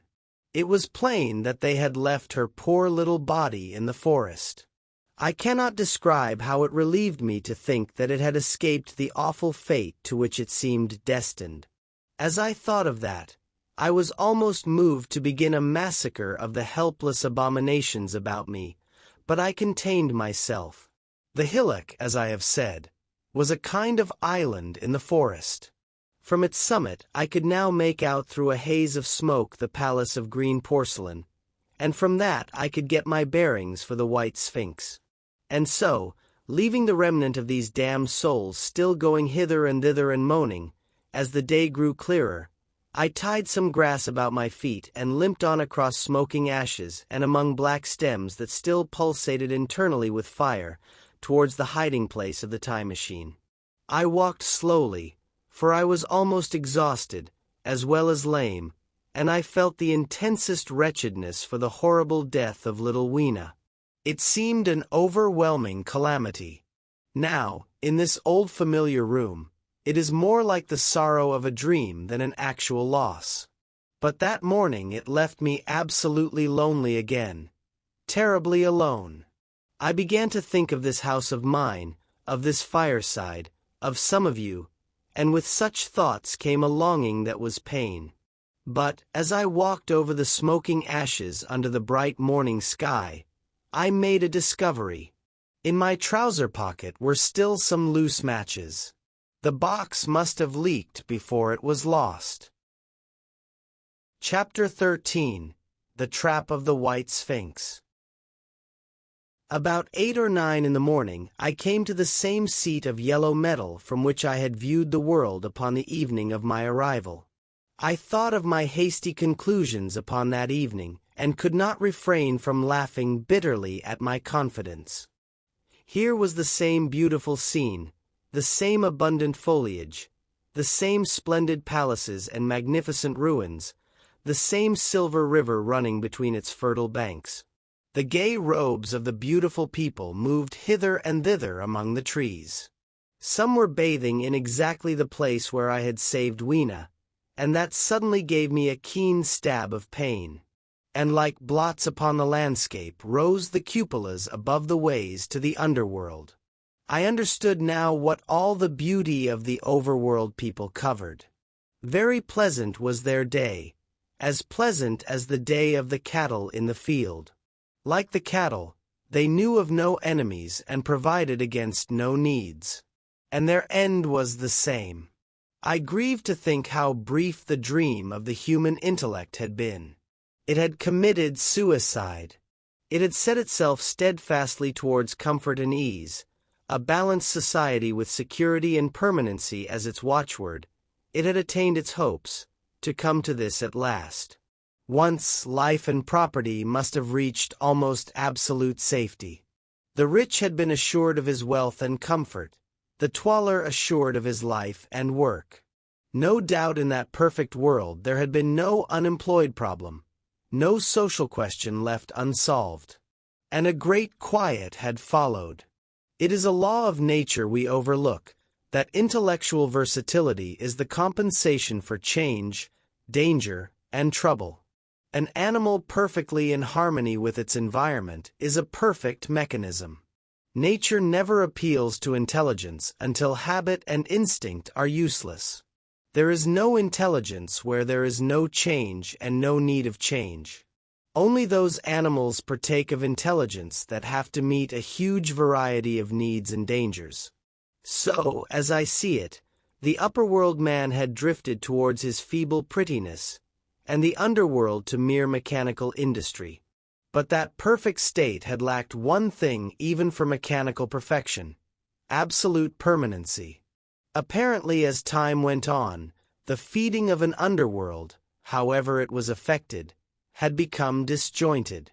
Mother Necessity, who had been staved off for a few thousand years, came back again, and she began below.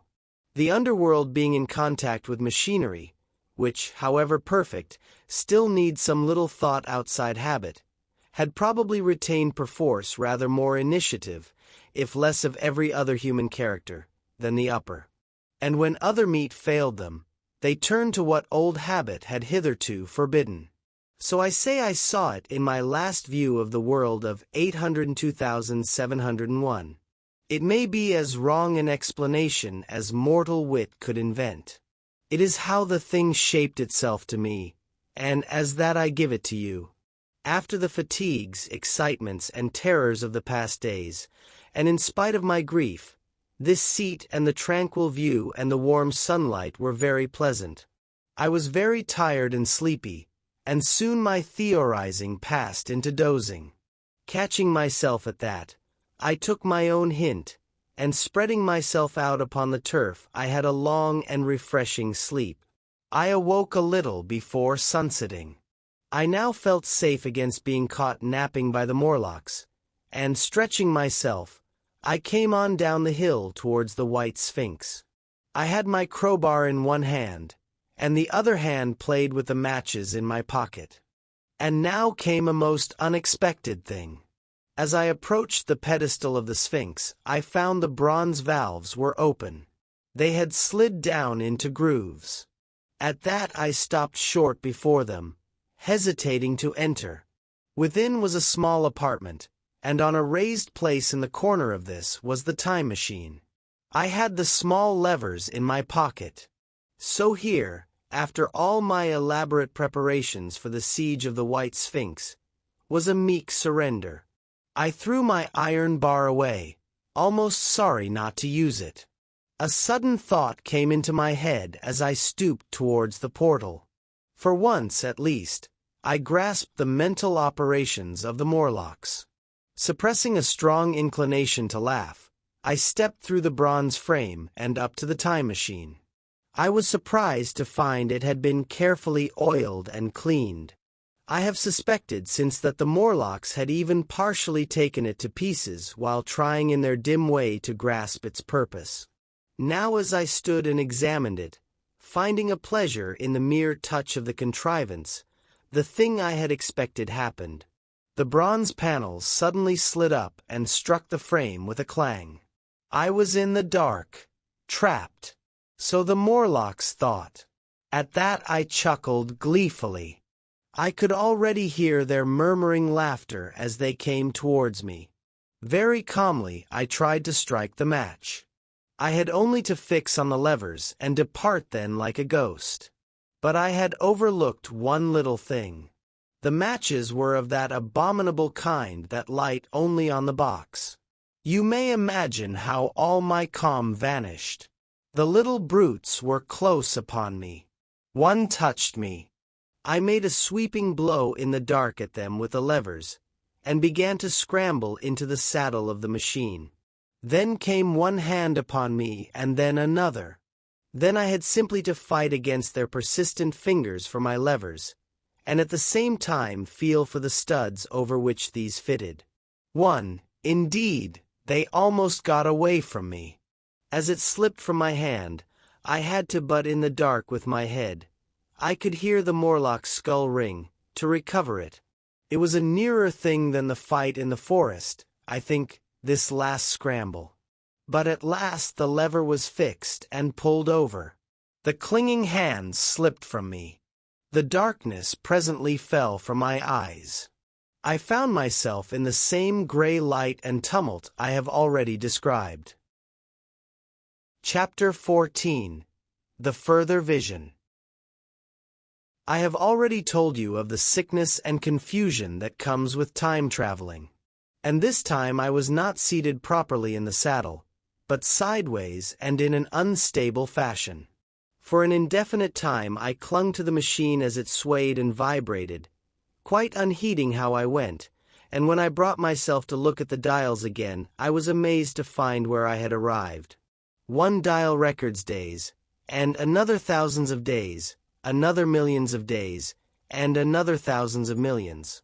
Now, instead of reversing the levers, I had pulled them over so as to go forward with them, and when I came to look at these indicators I found that the thousand's hand was sweeping round as fast as the second's hand of a watch, into futurity. As I drove on, a peculiar change crept over the appearance of things. The palpitating grayness grew darker.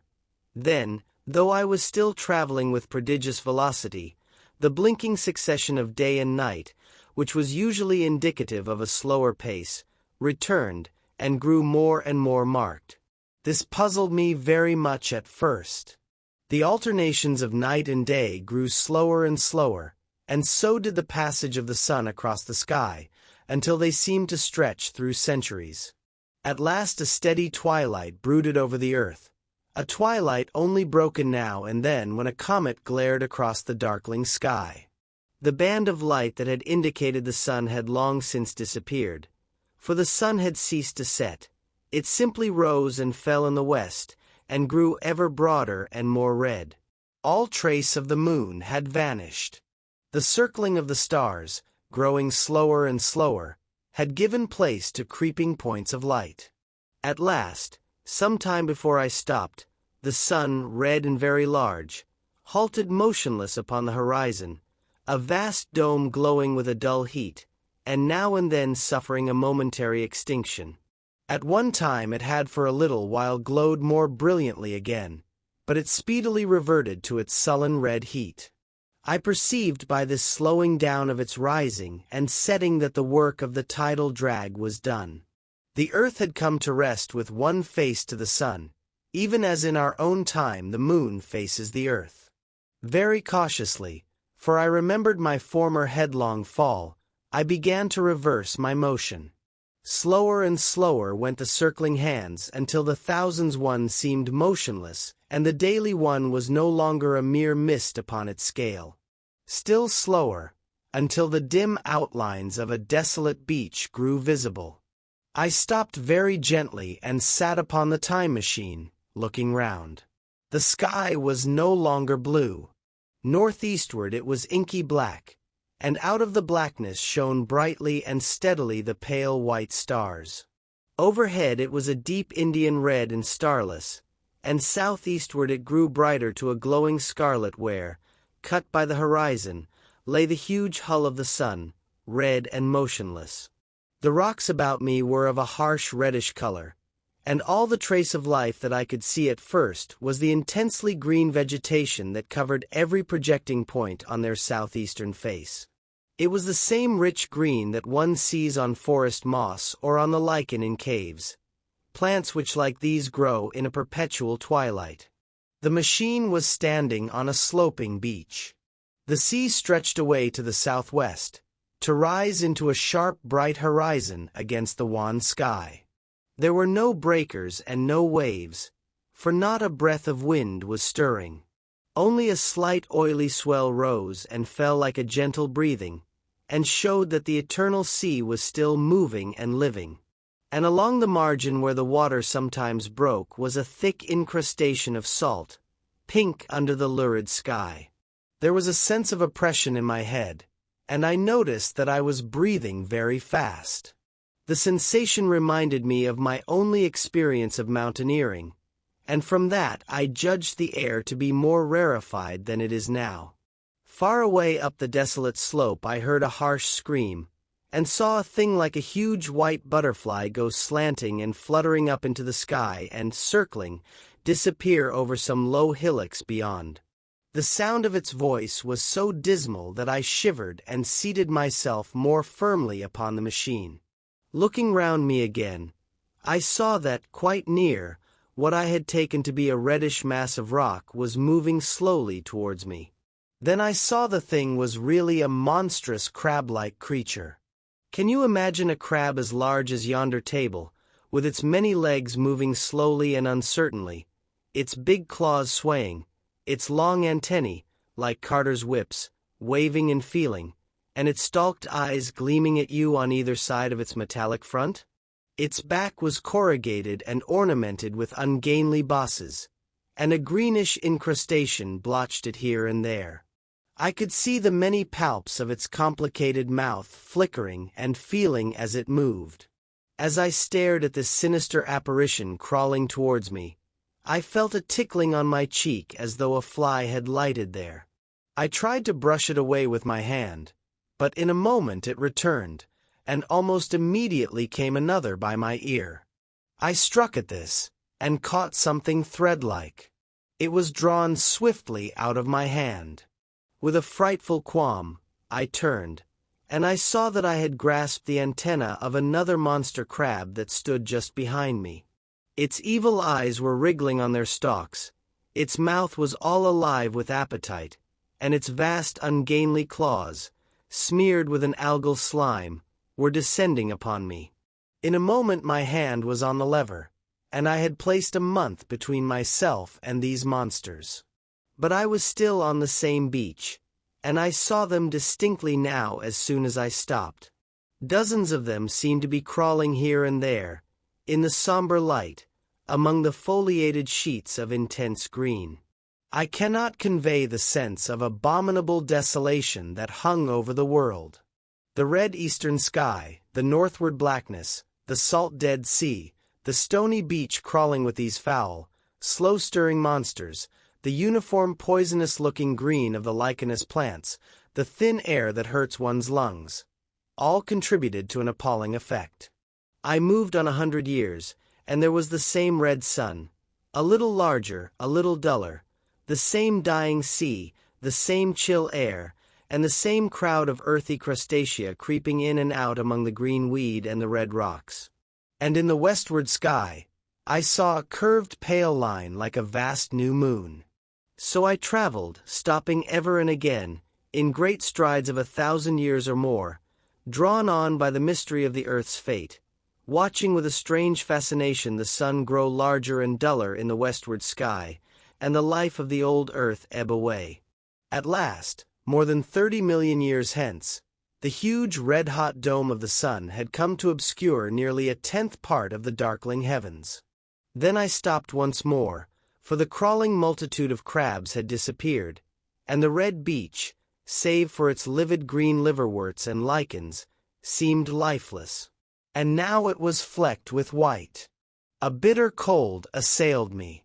Rare white flakes ever and again came eddying down. To the northeastward, the glare of snow lay under the starlight of the sable sky, and I could see an undulating crest of hillocks pinkish-white. There were fringes of ice along the sea margin, with drifting masses farther out. But the main expanse of that salt ocean, all bloody under the eternal sunset, was still unfrozen. I looked about me to see if any traces of animal life remained. A certain indefinable apprehension still kept me in the saddle of the machine. But I saw nothing moving, in earth or sky or sea. The green slime on the rocks alone testified that life was not extinct. A shallow sandbank had appeared in the sea, and the water had receded from the beach. I fancied I saw some black object flopping about upon this bank, but it became motionless as I looked at it, and I judged that my eye had been deceived, and that the black object was merely a rock. The stars in the sky were intensely bright and seemed to me to twinkle very little. Suddenly I noticed that the circular westward outline of the sun had changed, that a concavity, a bay, had appeared in the curve. I saw this grow larger. For a minute perhaps I stared aghast at this blackness that was creeping over the day, and then I realized that an eclipse was beginning. Either the moon or the planet Mercury was passing across the sun's disk. Naturally, at first I took it to be the moon, but there is much to incline me to believe that what I really saw was the transit of an inner planet passing very near to the Earth. The darkness grew apace.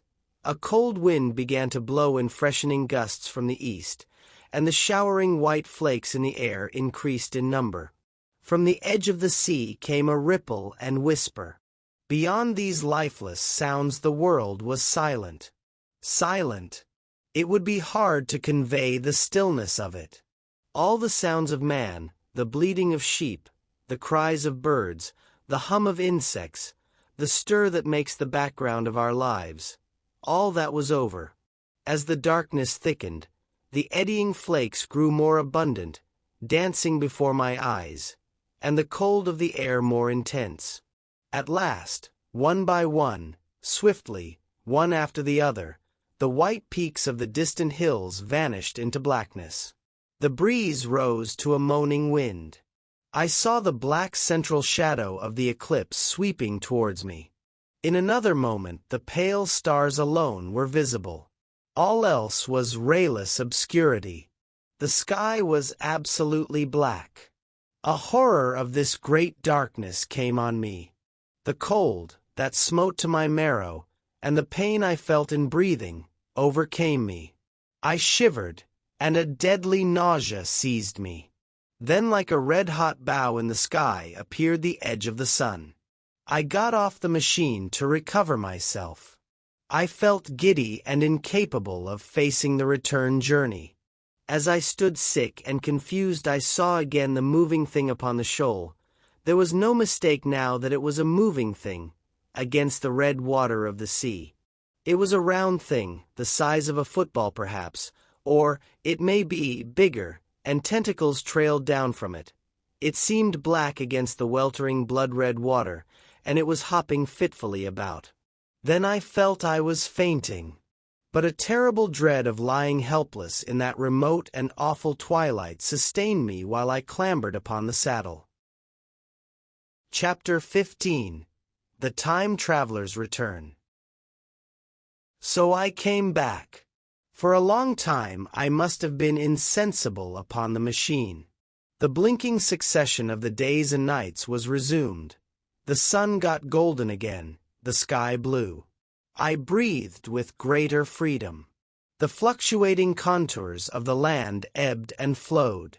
The hands spun backward upon the dials. At last I saw again the dim shadows of houses, the evidences of decadent humanity. These, too, changed and passed, and others came. Presently, when the million dial was at 0, I slackened speed. I began to recognize our own pretty and familiar architecture. The thousand's hand ran back to the starting point. The night and day flapped slower and slower. Then the old walls of the laboratory came round me. Very gently, now, I slowed the mechanism down. I saw one little thing that seemed odd to me. I think I have told you that when I set out, before my velocity became very high, Mrs. Watchett had walked across the room, traveling, as it seemed to me, like a rocket. As I returned, I passed again across that minute when she traversed the laboratory. But now her every motion appeared to be the exact inversion of her previous ones. The door at the lower end opened, and she glided quietly up the laboratory, back foremost, and disappeared behind the door by which she had previously entered. Just before that I seemed to see Hillier for a moment, but he passed like a flash. Then I stopped the machine, and saw about me again the old familiar laboratory, my tools, my appliances just as I had left them. I got off the thing very shakily, and sat down upon my bench. For several minutes I trembled violently. Then I became calmer. Around me was my old workshop again, exactly as it had been. I might have slept there, and the whole thing have been a dream. And yet, not exactly. The thing had started from the southeast corner of the laboratory. It had come to rest again in the northwest, against the wall where you saw it. That gives you the exact distance from my little lawn to the pedestal of the White Sphinx, into which the Morlocks had carried my machine. For a time my brain went stagnant. Presently I got up and came through the passage here, limping, because my heel was still painful, and feeling sorely begrimed. I saw the Pall Mall Gazette on the table by the door. I found the date was indeed today, and looking at the timepiece, saw the hour was almost 8 o'clock. I heard your voices and the clatter of plates. I hesitated. I felt so sick and weak. Then I sniffed good wholesome meat, and opened the door on you. You know the rest. I washed and dined, and now I am telling you the story. Chapter 16. After the story.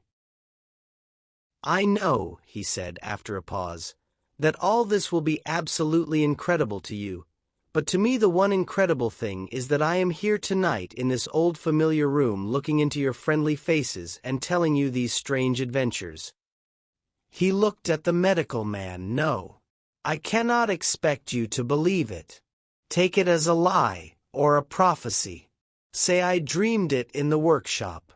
Consider I have been speculating upon the destinies of our race, until I have hatched this fiction. Treat my assertion of its truth as a mere stroke of art to enhance its interest. And taking it as a story, what do you think of it? He took up his pipe, and began, in his old accustomed manner, to tap with it nervously upon the bars of the grate. There was a momentary stillness. Then chairs began to creak and shoes to scrape upon the carpet. I took my eyes off the time-traveler's face, and looked round at his audience. They were in the dark, and little spots of color swam before them. The medical man seemed absorbed in the contemplation of our host. The editor was looking hard at the end of his cigar. The sixth. The journalist fumbled for his watch. The others, as far as I remember, were motionless. The editor stood up with a sigh. "What a pity it is you're not a writer of stories," he said, putting his hand on the time-traveler's shoulder. "You don't believe it? Well, I thought not." The time-traveler turned to us. "Where are the matches?" he said. He lit one and spoke over his pipe, puffing. "To tell you the truth, I hardly believe it myself. And yet—" His eye fell with a mute inquiry upon the withered white flowers upon the little table. Then he turned over the hand holding his pipe, and I saw he was looking at some half-healed scars on his knuckles. The medical man rose, came to the lamp, and examined the flowers. "The gynœcium's odd," he said. The psychologist leant forward to see, holding out his hand for a specimen. "I'm hanged if it isn't 1:15, said the journalist. "How shall we get home?" "Plenty of cabs at the station," said the psychologist. "It's a curious thing," said the medical man, But I certainly don't know the natural order of these flowers. May I have them? The time traveler hesitated. Then suddenly, certainly not. Where did you really get them? Said the medical man. The time traveler put his hand to his head. He spoke like one who was trying to keep hold of an idea that eluded him. They were put into my pocket by Weena when I traveled into time. He stared round the room. I'm damned if it isn't all going. This room and you and the atmosphere of every day is too much for my memory. Did I ever make a time machine, or a model of a time machine? Or is it all only a dream? They say life is a dream, a precious poor dream at times, but I can't stand another that won't fit. It's madness. And where did the dream come from? I must look at that machine.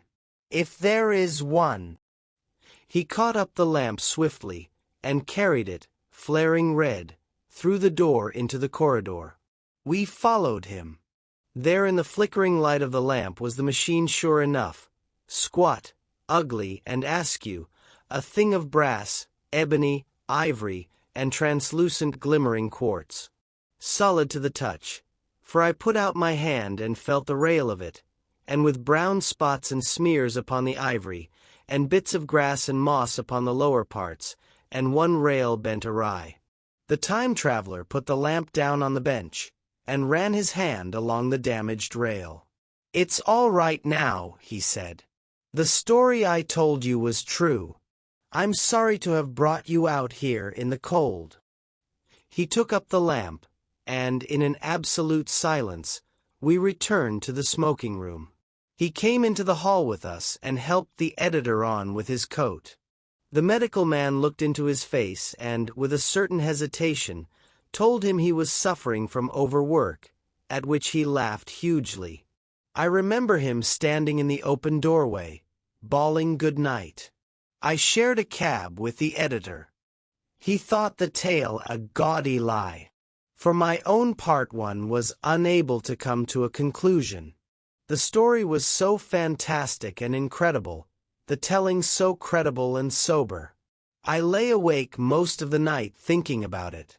I determined to go next day and see the time traveler again. I was told he was in the laboratory, and being on easy terms in the house, I went up to him. The laboratory, however, was empty.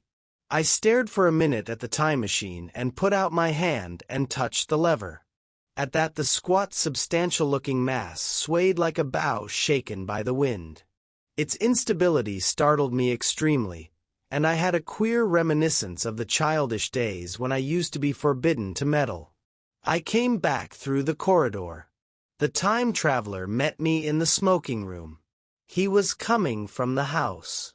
He had a small camera under one arm and a knapsack under the other. He laughed when he saw me, and gave me an elbow to shake. I'm frightfully busy, said he, with that thing in there. But is it not some hoax? I said, do you really travel through time?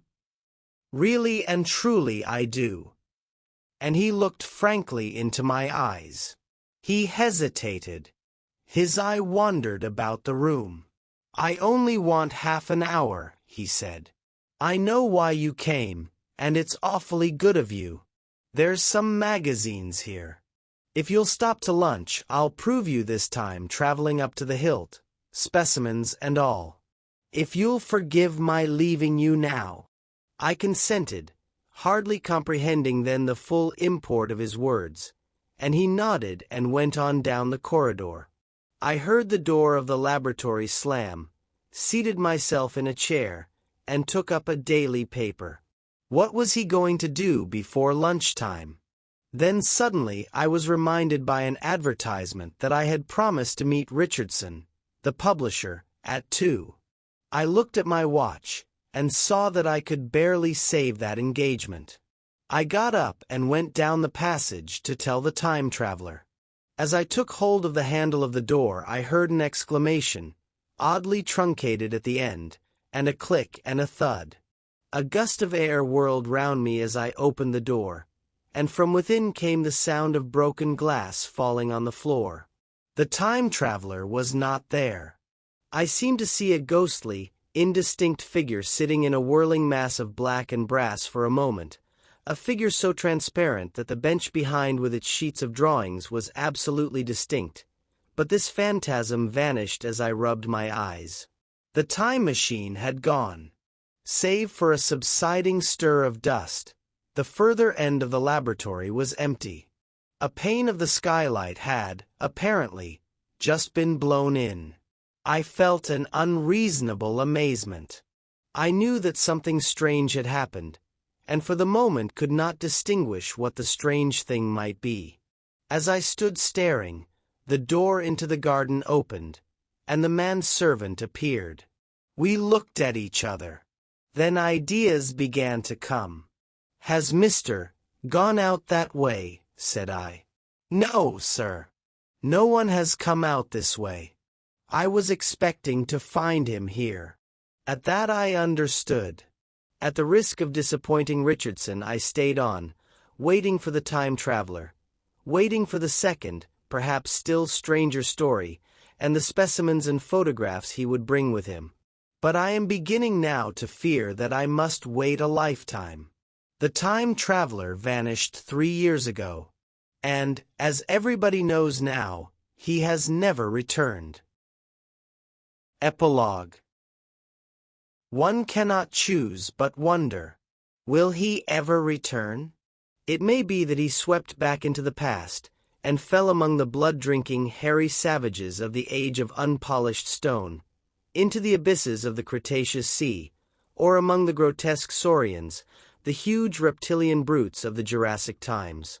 He may even now, if I may use the phrase, be wandering on some plesiosaurus-haunted oolitic coral reef, or beside the lonely saline seas of the Triassic Age.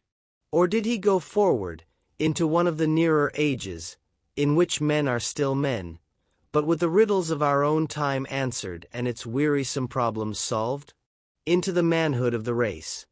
For I, for my own part, cannot think that these latter days of weak experiment, fragmentary theory, and mutual discord are indeed man's culminating time. I say, for my own part. He, I know, for the question had been discussed among us long before the time machine was made, thought but cheerlessly of the advancement of mankind, and saw in the growing pile of civilization only a foolish heaping that must inevitably fall back upon and destroy its makers in the end. If that is so, it remains for us to live as though it were not so. But to me the future is still black and blank, is a vast ignorance, lit at a few casual places by the memory of his story.